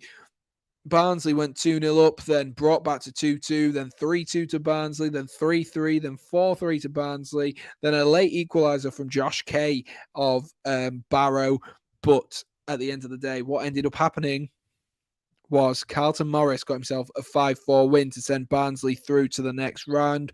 Boreham Wood played Wimbledon in probably one of the biggest shocks today. Boreham Wood 2 divisions below Wimbledon and beat them 2-0. Kidderminster Harriers also beat Reading 2-1. Another big shock there as Reading went out. The players are about to come out as well. Leicester City absolutely destroyed Watford and absolutely destroyed my accumulator for today. 4-1 goals from Tielemans, Maddison, Barnes and Albrighton and Pedro. João Pedro getting the goal for Watford. As I've said already, Newcastle lost 1-0 to Cambridge. Peterborough scored 2 to beat Bristol Rovers. Brentford smashed Port Vale 4-1. QPR ended up going through on penalties after a one. It was 0-0 after full time, 1-1 after 1-1 after added extra time, and it ended up being 8-7 on penalties. 8-7 is completely mental. Chelsea have made a few changes by the looks of things. Just finish this off, and then West Brom lost to Brighton in extra time, and Wigan, who had ended up, they were 1-0 down. Then it was 2-1 to Wigan, then 2-2 with an 89th minute equaliser, and then in 90 plus 4, Asgard got himself the winner and Wigan the winner. So plenty of goals. Let me know, guys, what has been your favourite moment of today's FA Cup run? Let me know what you think. And there has been some substitutions tonight for Chesterfield. I'm going to have to update the graphic for you. That will be just a quick minute for you. We'll get that all sorted. Ruben Loftus-Cheek and Kai Havertz coming on for the boys in Chelsea Blue. Not sure who's come off for them. 100 Chelsea appearances tonight for Ruben Loftus-Cheek with that. And it is Lukaku and Havertz coming off. So Mateo Kovacic is coming off. What did I just say there? Lukaku and Kovacic coming off. Havertz and Loftus-Cheek coming on. I don't know who the captain's going to be. I'll update the scores in a sec. Well, you know what I mean, the players. I'll update those in a second once I have been given confirmation of who has come off for the names just went from my head there. Chesterfield, that's the name. Conspiracy. What?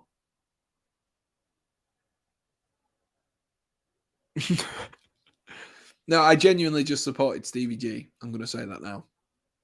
I loved Stevie G as a kid. He was brilliant. He was absolutely mesmerising.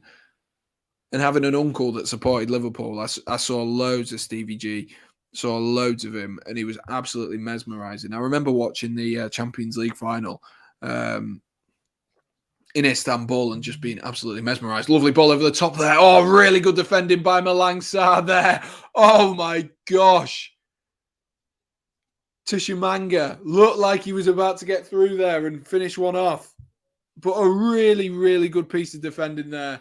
A really good piece of defending. The ball over the top to Tushimanga was brilliant. And Malang Sarr, last-ditch defending, but brilliant clearance. Brilliant there from the French international. Lovely bit of defending. Lovely stuff. I'm trying to work out who's the Chelsea captain now.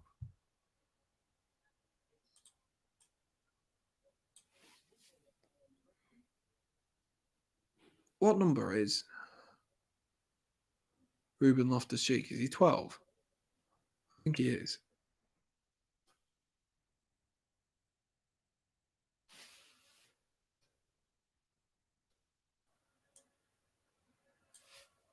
Oh my God. My brain just sometimes, I can't remember kit numbers very well at all. I'm trying to update the scoreboard, but I can't find out who's come on for Chesterfield. It's not updated. So here we are. So it is Sadio Khan who has come off, who I thought actually had a decent. He was a bit quiet, but he had a decent first half. Liam Mandeville has come on, and then Calvin Miller has also come on for Jeff King. Jeff King, a little bit exposed in that first half, if I'm brutally honest with you. Not a first half to remember for him. Havertz looking to pull one in the box there for Timo Werner.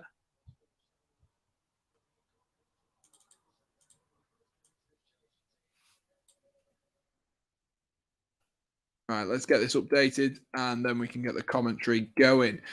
Let's just check no one else has scored before I do this, because that'll be my luck. That will be my luck. Mandeville coming on as well, number 10 for Khan. So again, like I say, a quiet first half. But the thing is, when you're up against some of these Chelsea players, and like I say, Mateo Kovacic, who is a 4 times Champions League winner, and you're a non-league side, it's always going to be daunting, and there's always not going to be too many opportunities for you to score goals. And it's a matter of taking your opportunities and doing the basics right in these situations. Jeff King equals Josh King. I think Chesterfield would be absolutely happy with that at the moment. Just need to update the timer because again, for some reason, it's just stopped. Just didn't start in the first place by the looks of things. We'll just start it again at 49. Ziyech! Oh, good save. That's going to fall to Havertz. Good block. Oh, my gosh. What was that? Gunning with the weirdest block in the world. I don't know what he's even done there. What has he done there to block that? He's absolutely thrown his body in the way. 10 out of 10 for commitment. Commitment level John Terry with that one. It was a really good turn and touch and turn there from Hakim Ziyech, showing his quality. And then Ziyech, he's straight onto the back of Gunning. Really, really committed there from Gunning. Really committed. And good defensive play from the captain. Just what you want to see, actually. Just what you want to see from the captain. It really, really is. Just what you want to see. He looks like he's going to be fine, but he's just had to walk off the side of the pitch as protocol states. What's the equivalent of a 0-0 to Chesterfield? What does that mean, Max? In terms of Chelsea, what's the equivalent of a 0-0 to Chesterfield? Or in terms of for Chesterfield, what's like if they were to draw 0-0, what's the equivalent for that? Is that what you mean? I don't know.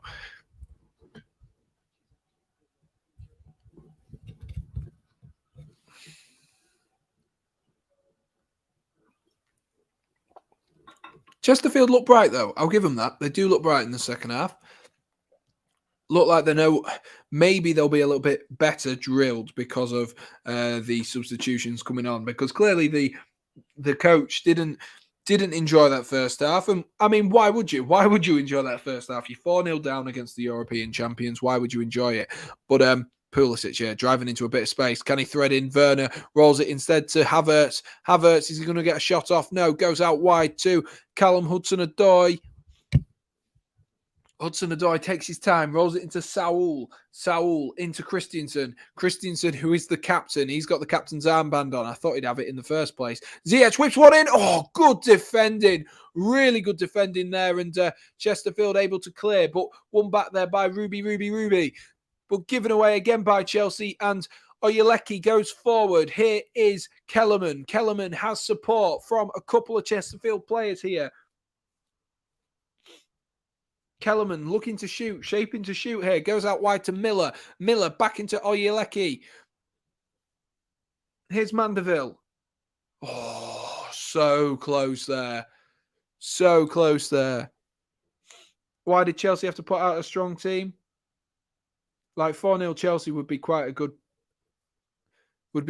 for Chesterfield. I mean, yeah, I guess in terms of if you look at some of the teams that have lost by greater goal margins, then yeah, it's not a bad performance by Chesterfield if they can keep it to this. I think it's more of a matter for Chesterfield now is a matter of keeping the scoreline down. And if they come into this, even if they got themselves a goal and it was, say, the second half was 1-1, that is a massive positive to take out of it from Chesterfield. A massive, massive positive. So, you know, it depends on how they play in this second half. I think 4-0, I think they'll be annoyed, especially if they do end up drawing this second half. And I think they'll be annoyed with the way they played in the first half because on a night like tonight, you don't want to make mistakes. And tonight they've made mistakes. And unfortunately, that is how the cookie has crumbled for them. It has been a lot of their own downfall. But that just shows the gulf in quality between the likes of Chesterfield and Chelsea because the amount they stood off Callum Hudson-Odoi for that second goal really shows like the gulf in quality because you just don't give a man like Callum Hudson-Odoi. I know he's 21, 20. I know he's still young, but you don't give him that amount of time. You really don't because the players of this quality and players at this level are just they're going to make you pay. They are going to make you pay. And if you give anyone that amount of time, give me that amount of time in front of goal, and I might be able to get a shot off. I don't know. My knees will probably break, but there we are. Good play there by Chesterfield. Lovely interplay there between Mandeville and I believe that was Oyeleki. Here goes Havertz driving into a load of space there. Good defensive play, but Havertz has managed to wriggle the ball free. Here's Ruben Loftus-Cheek. Loftus-Cheek goes out wide to Christian Pulisic. Pulisic, he's going to try and beat his man. Definite penalty. Definite penalty. It's unfortunate from Miller there. He slipped over, but a definite penalty there. Definite penalty. He slipped over. Pulisic has gone to go around him, and Pulisic has nowhere to go. He has nowhere to go. It's a definite penalty. Let's watch it again. It is unfortunate for Miller. He's just slipped, but it can't not be. He's completely taken out Christian Pulisic. He doesn't mean to do it, absolutely. And Miller tries to claim that as his innocence, but really, really unfortunate for him. But it is a slip. And, you know, if he'd have taken the ball with him, it'd have been a good tackle. But unfortunately, he slipped over, and now Hakim Ziyech has the opportunity to make this 5-0 to Chelsea and make it even more difficult. It's Hakim Ziyech against Loke. Ziyech scores! Oh, he nearly got it though, Loke. Nearly got it there. But Hakim Ziyech buries it into the bottom right corner there. Loke, though, nearly got a hand on it. But that does make it Chelsea 5, Chesterfield 0. And like I said, just moments before all their own downfall. And that one was unfortunate. I'll give him that. That was very, very unfortunate. The slip, you know, the way that Miller fell into Pulisic, there wasn't a great deal that Miller could do once he'd already slipped. But it is unfortunate. But Chelsea deservedly 5-0 up. And what can you expect from a team like Chelsea? And when you give Pulisic that amount of time on the ball to drive at you, it's going to cause you problems. And Pulisic breaks the legs of players who are much, much better than Miller. And for Miller to give him that opportunity just to get that run on him, it really, really does cause problems. And it is a bit of a recipe for disaster. I can see that there are 11 people in the stream at the moment, whether that be on Twitch or on, what was I going to say, YouTube. That's the main one. If you are new to the channel, be sure to drop a like and let us know what you do think to the game so far. What has been your highlight of this FA Cup weekend? I think definitely for me, the Cambridge game. I'm going to say the Cambridge game, just in case if Aaron drops in. The Cambridge game has definitely has been a highlight for me. Definitely. A brilliant performance from Cambridge. And Kieran Trippier's first game in the Newcastle black and white. Wow. When is the fourth round draw? I don't actually know, Oliver. You'd have to tell me. I actually don't know when the fourth round draw is. That's when the excitement comes. This might even be the fourth round. Is it the fourth round? Let's have a look. How do I work it out?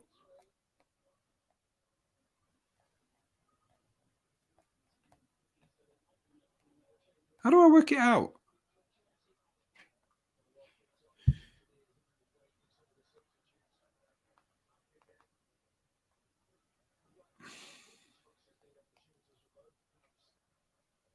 Oh, no, this is the third round. I thought it was, but then I got confused because I thought Chelsea and people like that.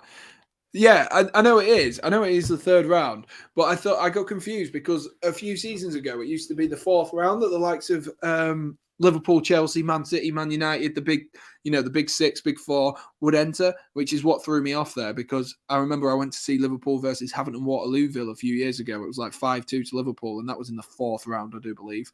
But anyway, what a doofus. Calm it, Max. Calm it. I'll put you on mute.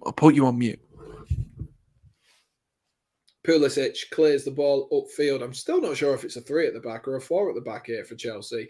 I'm going to opt and actually say it's a 3 at the back, and Hall is playing as the left centre half. He's very, very good on the ball. Aaron has gone into hiding, Sam. Don't worry. He's embarrassed. He's so embarrassed to be here too. And it must be frustrating for you. It must be frustrating. And Lewis Baker is a forgotten man at Stamford Bridge. He's going to make his way onto the field. Christian Pulisic does come off. Number 32, Lewis Baker, making his way onto the field for Chelsea. So a potential opportunity for a bit of a forgotten man there, Lewis Baker, to get himself on the pitch. And Andreas Christensen is also coming on as well, coming off as well. And Harvey Vale is coming on. So I'm assuming, actually, it's going to be Vale for Pulisic, and it'll be Baker for... We've literally only got one defender on the field. Oh, God. 32, Baker for Christensen. That is who it's going to be. Chelsea have literally got one defender on the field. One defender. That is mental. And that's Malang Sarr as well. So it's not like it's Thiago Silva or Aspilicueta. It's Malang Sarr and someone, Lewis Baker. He's been out injured for the last couple of months. Hence why he didn't go out on loan. I do believe that is the reason he didn't go out on loan. But it's weird that. It is weird, isn't it?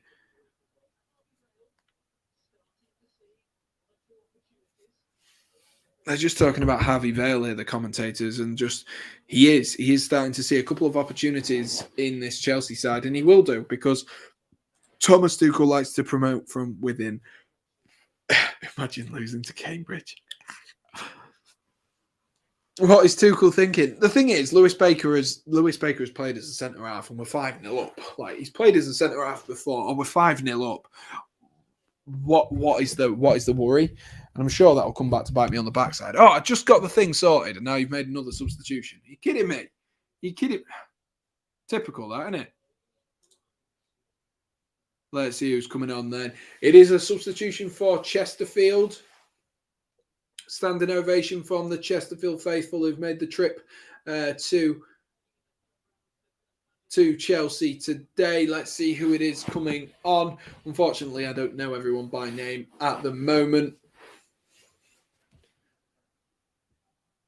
All right. Thank you, BBC Sport. Thank you for not telling me who's just come on.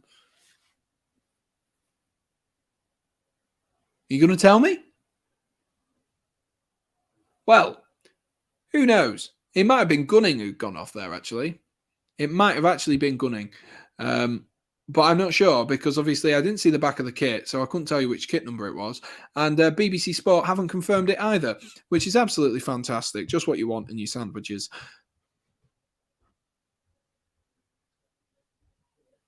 Live ticker. Let's see what it says. It is Gunning. Gavin Gunning going off for Jamie Grimes. That's who it is. I thought it would be. I thought it was Gunning who'd gone off. But you can never be too sure, can you? It can be never too sure. It's nice for BBC Sport to actually tell us, though, eh? Anyway.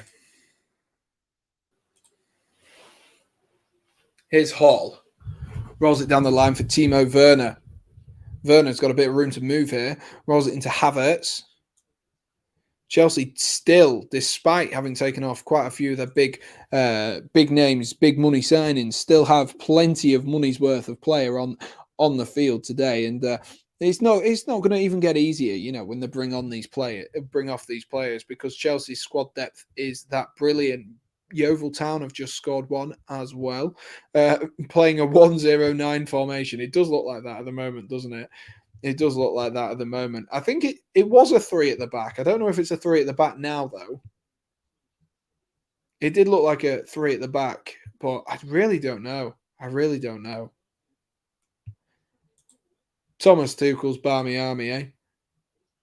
Kellerman with a bit of space here, being marked closely there by Ruby. Really good defensive play. And Pulisic is going to ping one forward here, looking for Kai Havertz. Havertz, though, easily across there from Grimes. Good defensive play. Good introduction there for the man.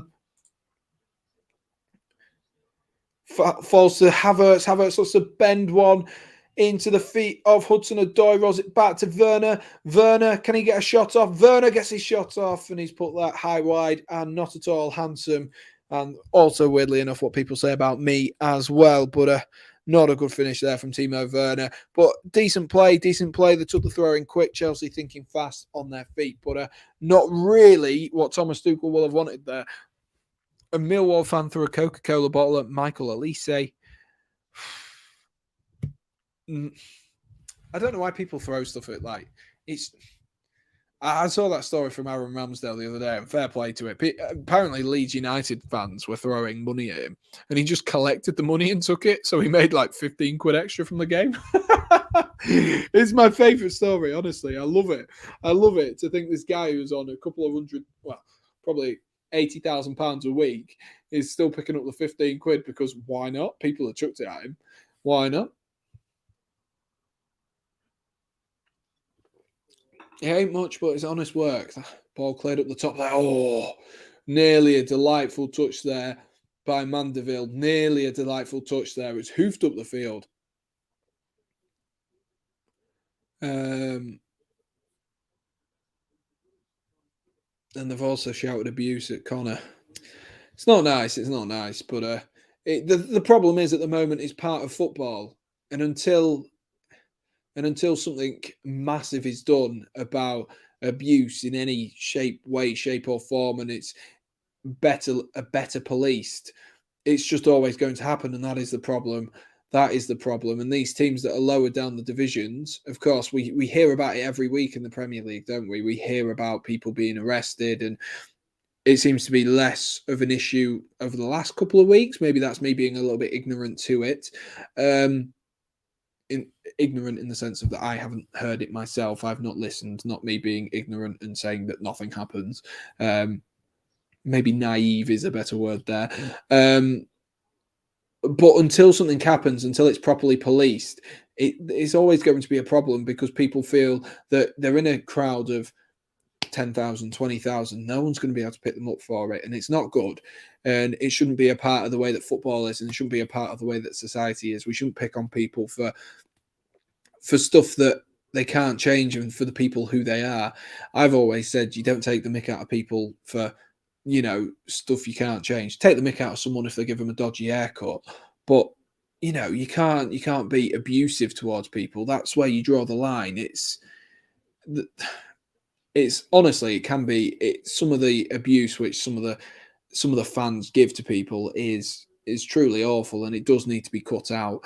Kellerman has made way. I think Kellerman's actually had a decent game, to be honest with you. And Asante is coming on, the tall striker, number 9, and Ross Barkley is also going to be coming on to the pitch as well. If I can get my, come on, there we are. If I can get my Photoshop up, I can edit it. Callum Hudson-Odoi is the man going to be making way as well, which does mean who is going to sort of slot into that wing-back role? I do not know anymore. I have given up with trying to tell what formation Chelsea are playing. If I'm honest with you, I have given up with that. Ross Barkley coming on. Why does that keep doing that? That's really annoying me. There we are.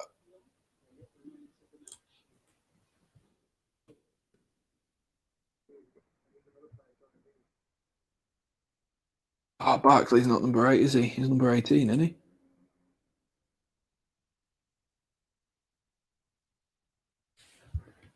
He's number 18. I thought he was still number 8. Jeez.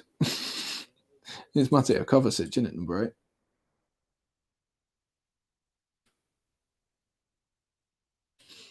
And the other player was Asante, coming on for Kellerman as well. If you are enjoying the stream, guys, be sure to drop a like on the stream for me. And if you are new, be sure to subscribe to the channel. What just happened there? Why did that not do anything?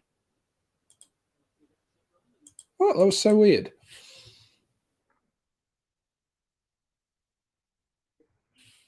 Asante getting himself into the game early on there, trying to put a bit of pressure on the Chelsea defenders, trying to get himself a goal. What a memorable goal it would be if you could get yourself a goal against the European champions, eh? I'm sure there's lots to play for still in a personal level for Chesterfield. Ross Barkley's going to shoot. Oh, not far away there from Ross Barkley. He went for the spectacular and he wasn't far away from finding that top bin. Really, really good effort there.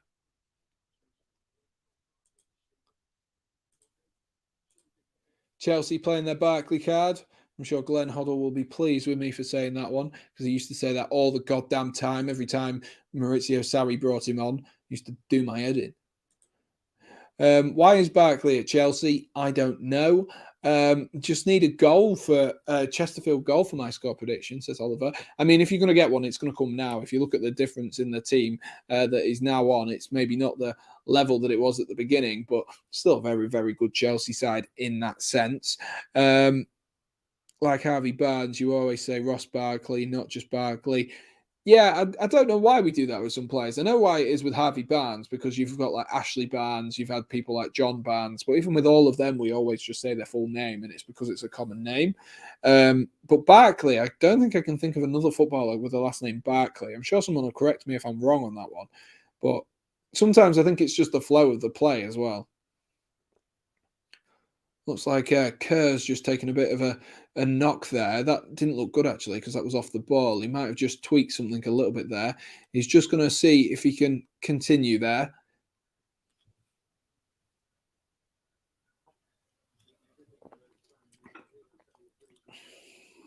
Red card for Birmingham. PAFC's back into gloat. Not quite 1-0 yet, but definitely. Why do you support Plymouth if you're a Spurs fan? He said this earlier, it's his local team. Here's Baker. Rolls it into Ruby. Finds Ziyech, who tries to get a quick pass off there to Harvey Vale, but only succeeds in giving the ball away there. And Malangsar has been fouled cynically there by Tushimanga, who thought actually he'd been fouled himself there. So, weird one. I'm sure I'll have to see the replay on that, but it did look like the both had done sort of a little bit to each other there. Tushimanga tries to shrug off Sarr, and Sarr nipped in front of him, and he's just tripped him over at the same time. Then why doesn't he support Plymouth as it's his local side? You don't have to support your local side. That isn't how the world works. That people seem to have this stupid idea that you just have to support your local side because that's where you're from. You support the side that you feel like, number one, that you feel the most connected to, and the one that you feel strongest about. That is, like, for someone like me who grows up in an area where Grimsby Town is the local side.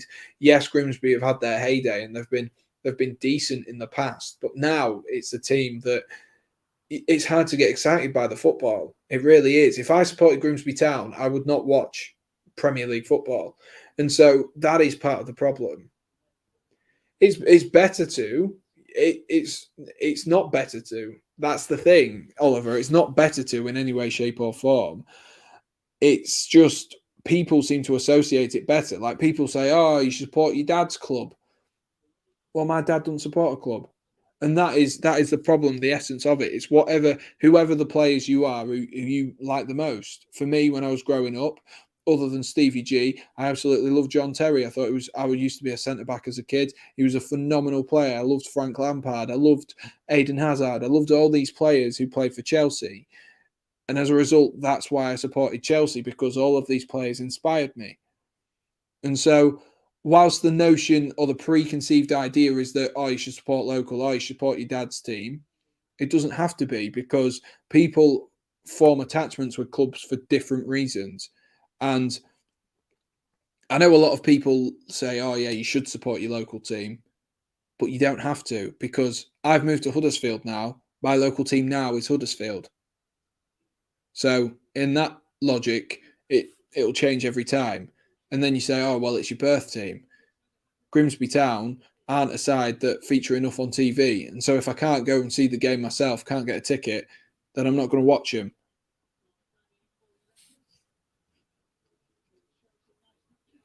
Yes, but would you rather go to every home game or not many games? But that's the thing. For me, it's not an option to go to. For Chelsea, it's an option to go to not many games and really enjoy it. And as a result of it, enjoy it a lot more. Or go to crappy football every weekend. And see people who my brother used to go to school with play football, and I don't want to do that. Oh, opportunity there. I think that was Kerr there who shot on the turn. Football isn't about going to games, Oliver. It's not about going to games. You can support your club in any way, shape, or any shape, size, however you want to do it. You can support your club in any way. And I would argue someone such as myself, who has sat and watched Chelsea for pretty much every weekend over the last 2 years, has done more than a person who's gone to see them 6 times over the last year, because I know the club in and out.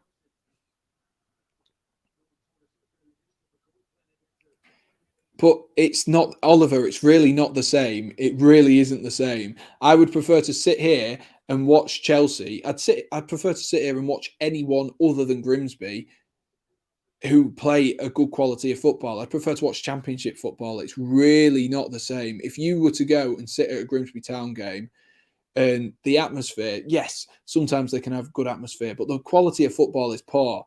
And at the end of the day, when I want to watch football, I want to watch good quality football. And Grimsby Town aren't going to do that. There is an atmosphere in League One, though. Yeah, but they're not in League One. They're in the conference. Well, that is the reason why I don't support my local team. That is the reason for it.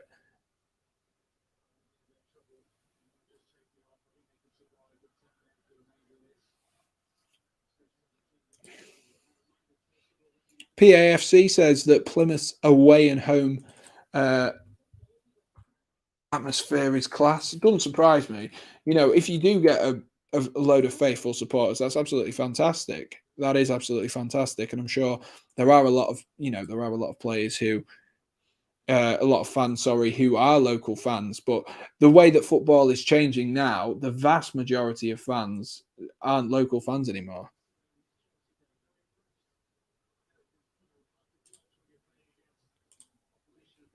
Let's have a look. Oliver, I don't know why you're bringing this up now as if, like, I've not been a Chelsea fan and you know that I've lived in Huddersfield for however long, as if all of a sudden it's all of a sudden a problem. Sam, have you heard of Glory Hunter or a plastic fan? That's what fans deem you as if you don't support your local side. Kids in my school support United. It's about going to get. It's not about going to games. You're in a privileged position where you can go and see the Premier League side. If you're in the same position as me, where your local team, one of them, Scunthorpe, is bottom of League Two, and the other one is, in the conference, not at the top of the conference, you'd feel completely differently. Going to games is fantastic, and I absolutely love and adore every time I go and see Chelsea. And because I don't go every week, I enjoy it so much more. Lovely ball into Werner there. Werner's going to roll it over to Havertz. Is he offside, Havertz? He's offside. He's offside. That's the thing. It's not just all about going to games. It's about supporting your club in any way, shape, or form. Whether you sat at home watching it with having a beer with your dad or a beer with your friends. Oh, Werner's offside as well in the first place. So even if Havertz had been onside, which I think he was actually, it is Werner who's offside. Offside Timo Werner doing bits as always. Huddersfield doing well now. Yeah, I've been to Huddersfield. I think I've been to 4 games for Huddersfield. I was planning on going to see Huddersfield at some point this season with me living in Huddersfield at the moment. That would have been ideal. But also, I like to go see a lot of teams, and it's nice to experience a few games. I think I went to see Huddersfield versus Bournemouth a few seasons ago, and Bournemouth absolutely played Huddersfield off the park. So for me, it's when I'm watching football, I want to go watch, unless it's something like, say, if it was Grimsby versus Hull, or it's a derby. If I supported one of the teams in that, that's obviously something that is going to appeal to people. But ever since I was a kid, I just hated going to see Grimsby because the level of football was just not great. I've been to Plymouth games and there's never been a bad. The atmosphere has never been bad. Yeah, you get those occasions, but I've also been to games where the atmosphere has been absolutely quiet. And I've been to games for Man United, Man City. I've been to loads of games for loads of different clubs, and it's completely different no matter where you go. And supporting your local side is obviously, you want to be able to support your local side. You do. You want to be able to inject some money into your local team. That's absolutely fantastic. But for a lot of people, like, I always make sure I know what Scunthorpe and Grimsby are doing. I always like to make sure that, in Hull. Hence why tonight I was having that debate with myself. Do I watch Hull? Do I watch Chelsea? But it's always for me, it's about the quality of football over anything. And I'm not saying I wouldn't support Chelsea if the quality of football was good, but if Grimsby Town and Hull and these teams were in the Premier League for longer, and I could see them on a more weekly basis. And because the thing is, when you're growing up as a kid, or I was growing up as a kid, I played a lot of football. And so I wasn't able to watch these football matches on a Sunday because I was playing myself, because that's what I wanted to do. And so when I sit down and watch Match of the Day, they're not on Match of the Day, and you don't get the coverage that you do. And so a lot of the teams there that you watch on a week by week basis are these better teams, and you fall in love with the players. And it's about what the connection is you have with the club. And I would argue that I have one of the best connections with Chelsea Football Club, that especially at the minute, that I've ever had. And that for me is what it's always about. It's about that connection. It's about that support, and the endless support as well, not just jumping ship when the times get hard. And I think you can tell that. I think you can tell that when you talk about passion, you talk about the team specifically. I think you can tell that I'm someone who is passionate about Chelsea, and that steps over and goes above and beyond going to games itself. If I could go and see Chelsea every week, I would, but I'm not in that position. 80 minutes on the clock here, ladies and gents. Chelsea still looking to put a couple more goals behind, get themselves a couple more goals ahead, and make Chesterfield pay for a few more opportunities. That's a lovely headed ball on to Tushimanga. Can he get himself on the score sheet here? He's going to cut inside. He's going to cut outside. Oh, good save from Bettinelli, and they've got one. They have got one. They have got one. Absolute limbs in the away end. Oliver's prediction looking like a genius. And it was Weston, I believe, who's got himself the goal. The non-league side have scored against the European champions. What a game.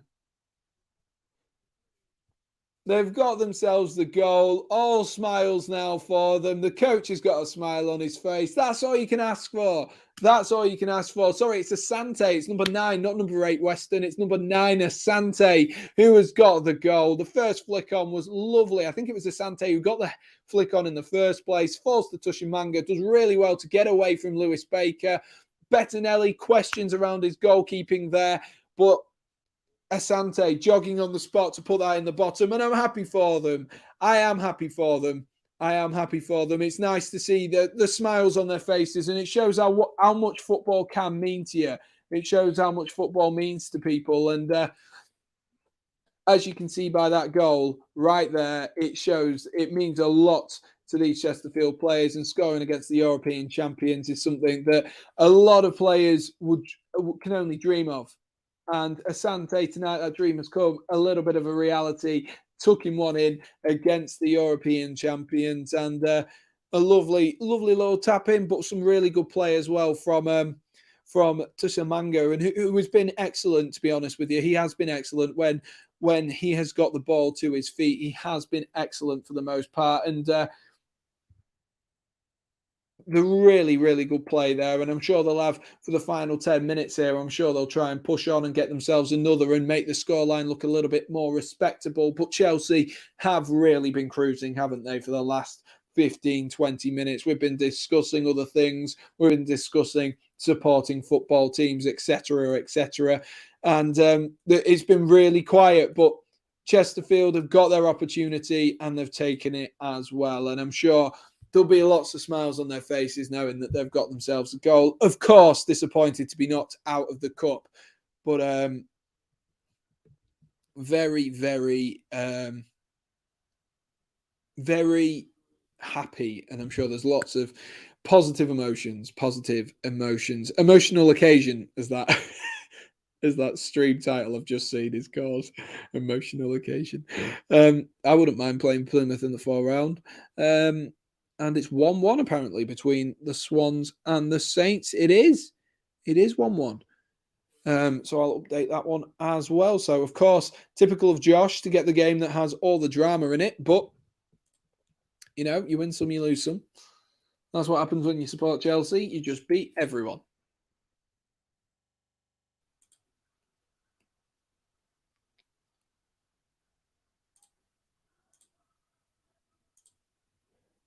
There we are. Sorted. Oh, wrong page. Do.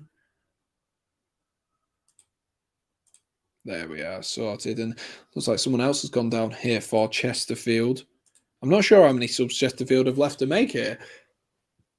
I think they've made all 5, haven't they?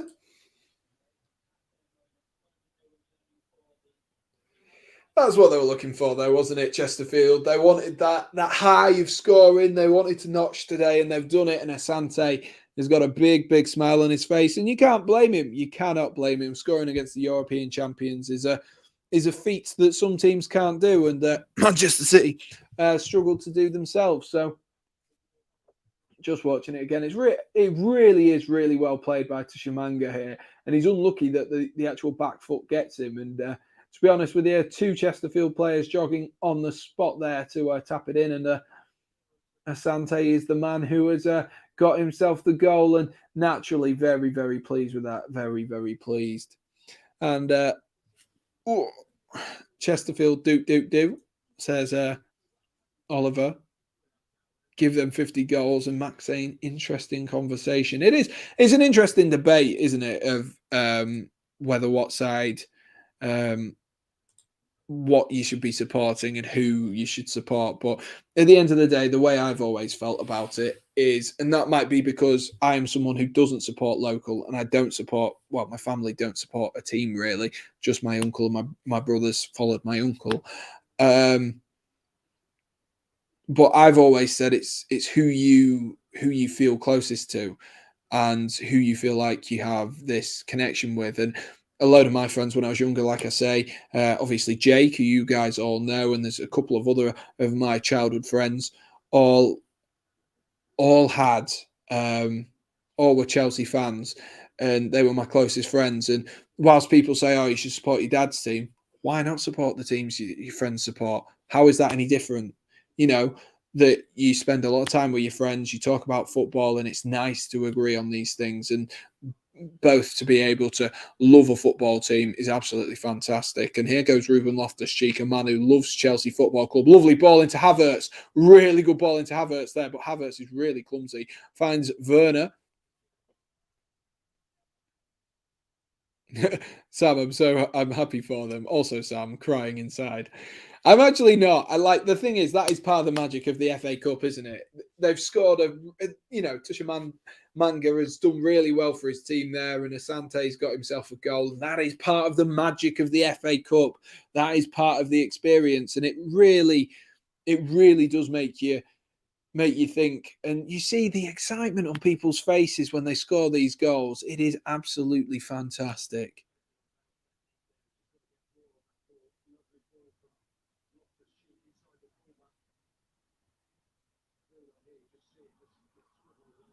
Really, really is fantastic to see that Chesterfield, have got themselves a goal, and that is part of the enjoyment. That is part of the enjoyment of the FA Cup, and what these teams come for, and what the fans have travelled for as well. What the fans have travelled for as well. I do remember actually. I'm just thinking. Was it Chelsea played? I think they played Hull and Scunthorpe within 2 years of actually not relevant to anyone else, but they played Hull and Scunthorpe, which for me was quite weird to see them play Hull and Scunthorpe. I do believe they've played Grimsby recently as well. I think that's right. I think we beat Grimsby like 3-0 or something. Hudson Odoi got himself a goal. Don't know, but there we are.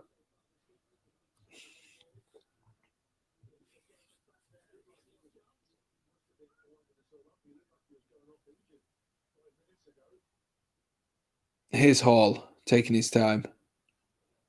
Clip forward there for Werner. Werner, can he give it to Ross Barkley? Two Chesterfield players tackle themselves there, and Ross Barkley's able to dance into some space there. Ross Barkley into Timo Werner, has support from Ziyech and Loftus-Cheek. He's going to go by himself, is he? Still Timo Werner, rolls it back to Loftus-Cheek. Wrong decision. Wrong decision. He tried a fancy back heel there. Tried a fancy back heel, and it's not come off for him. Wrong decision there from Timo Turbo. Timo Turbo, should I say? Mandeville might be able to go at the other end. Here his pass is intercepted, though, by Saul.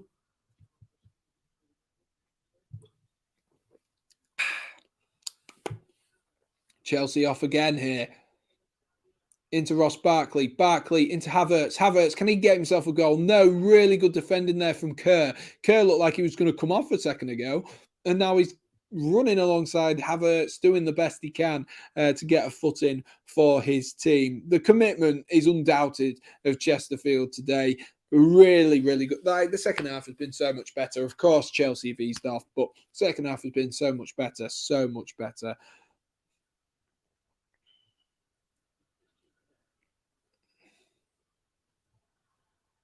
Max, isn't it his hog? I don't know. I've never actually listened to it myself, but I thought it was his hog. Maybe. Here's Barkley in a little bit of space here. Barkley is trying to create a little bit of room here. He's being lovely defending there by Asante, who's got himself back in, and Chesterfield able to regain possession there with Weston. Ball hoofed upfield there, looking for Tushamanga again, who's still full of running.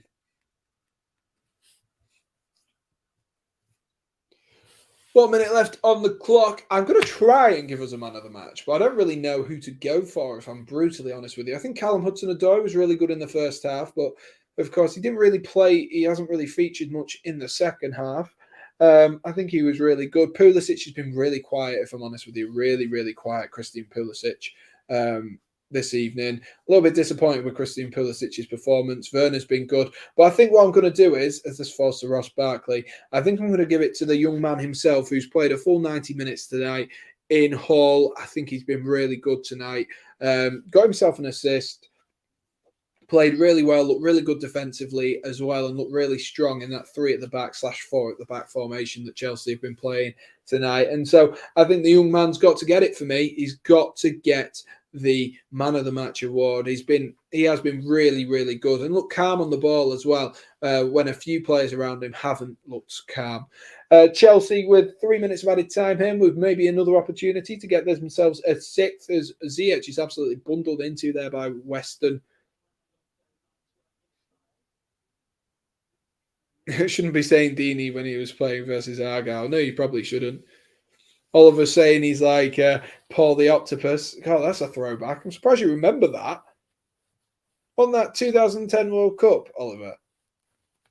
Surely you must have been like, what? 6? 5? That's going to make me feel old. Please don't tell me how old you are. Admittedly, I was only 10, but...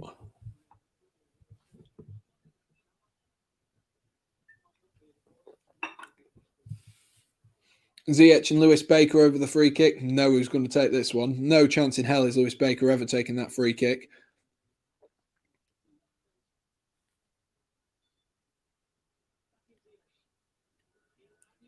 Ziyech is going to whip this one in. Ziyech. Oh! Couple of yards wide there. Couple of yards wide. But Loke didn't know that. He had him scrambling.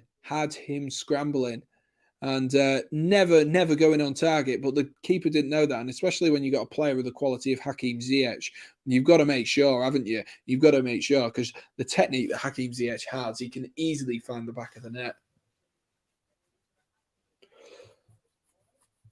Got just over a minute left. Chesterfield fans still in full spirit. You can still hear them singing and chanting away in Stamford Bridge. Fair play to them, bringing the atmosphere with them. Quite a few Chelsea fans have already left. Doesn't really surprise me. I know how busy the undergrounds can be in London, and it's a bit of a, whenever you go to Stamford Bridge, it's a bit of a race to get to the Earl's Court pretty quickly. Ziyech there nearly gets himself an opportunity, saved though by Loke. It's a bit of a every man for themselves when you're trying to get on the trains, because you can go to the Fulham Road one, but that's very, very packed. And then it's a bit of a rush to all the other ones that are nearby. Earl's Court, you see people absolutely just chasing their ways down. But Mandeville's nicked the ball high up the field here, but Ruben Loftus-Cheek's got himself back in. And that'll be nearly it. Maybe a final opportunity for them. Ruben Loftus-Cheek's got the captain's armband from Andreas Christensen since Christensen came off. Good to see Ruben Loftus-Cheek with the armband. I think that's something we wanted to see a few seasons ago, but unfortunately we haven't seen. Who do you think's winning the FA Cup, says PAFC?